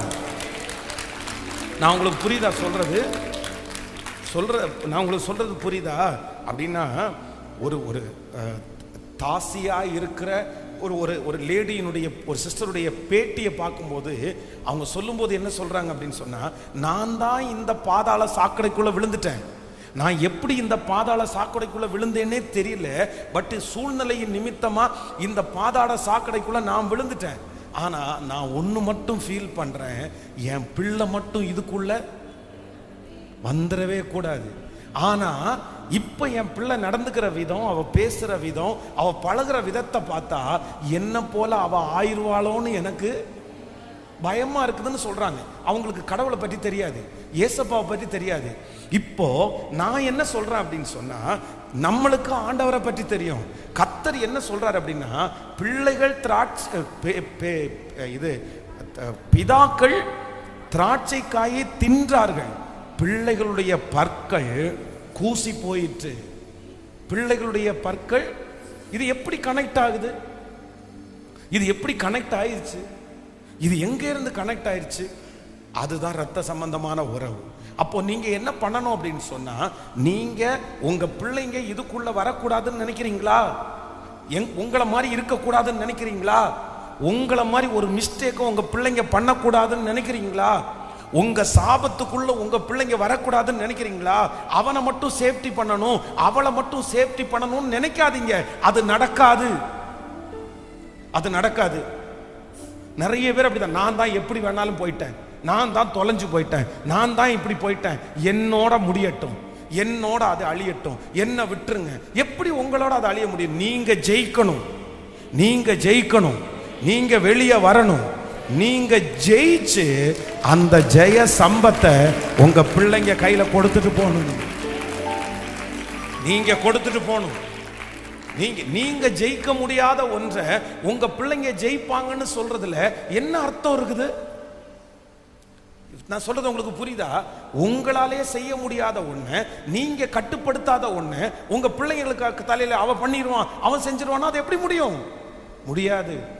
அது நடக்காதது. அது அது அது அதான் கதைக்கு ஆகாதது. அதனால நீங்க ஒரு தீர்மானம் எடுங்க. ஃபர்ஸ்ட் கடன் வாங்க. உங்க பிள்ளைங்க கடன்ல சிக்க கூடாதுன்னு நினைக்கிறீங்களா? நீங்க முதல்ல அதுல இருந்து வெளியே வாங்க. ஆமேன். உங்க பிள்ளைங்க இந்த மாதிரி அசுத்தத்துல விழக்கூடாதுன்னு நினைக்கிறீங்களா? நீங்க முதல்ல அதுல இருந்து வெளியே வாங்க. என் பிள்ளை என்ன மாதிரி வார்த்தைகளால பேசக்கூடாதுன்னு நினைக்கிறீங்களா? நீங்க முதல்ல வார்த்தையை பேசுறத சொல்லுங்க, நீங்க நிப்பாட்டுங்க. நீங்க நிப்பாட்டுங்க, நீங்க சரியாகுங்க. நீங்க சரியாயிட்டீங்கன்னா நீங்க சொல்லவே வேண்டாம், நீங்க எதையுமே சொல்ல வேண்டாம். அது பாட்டுக்கு அந்த டிரான்ஸ்ஃபர் ஆயிரும். அங்க மாற்றம் வரும், அங்க மாற்றம் உண்டாகும். அதுல எந்த சந்தேகமே இல்லை. ஹல்லேலூயா. இப்ப நம்ம எல்லாரும் ஜெபம் பண்ண போறோம். எதுக்கு ஜெபம் பண்ண போறோம்? மோசையோட இருந்தது போல நீர் என்னோடும், நீர் இன்னைக்கு வாக்கு கொடுத்திருக்கிறீர், நீர் வாக்கு கொடுத்திருக்கிறீர்.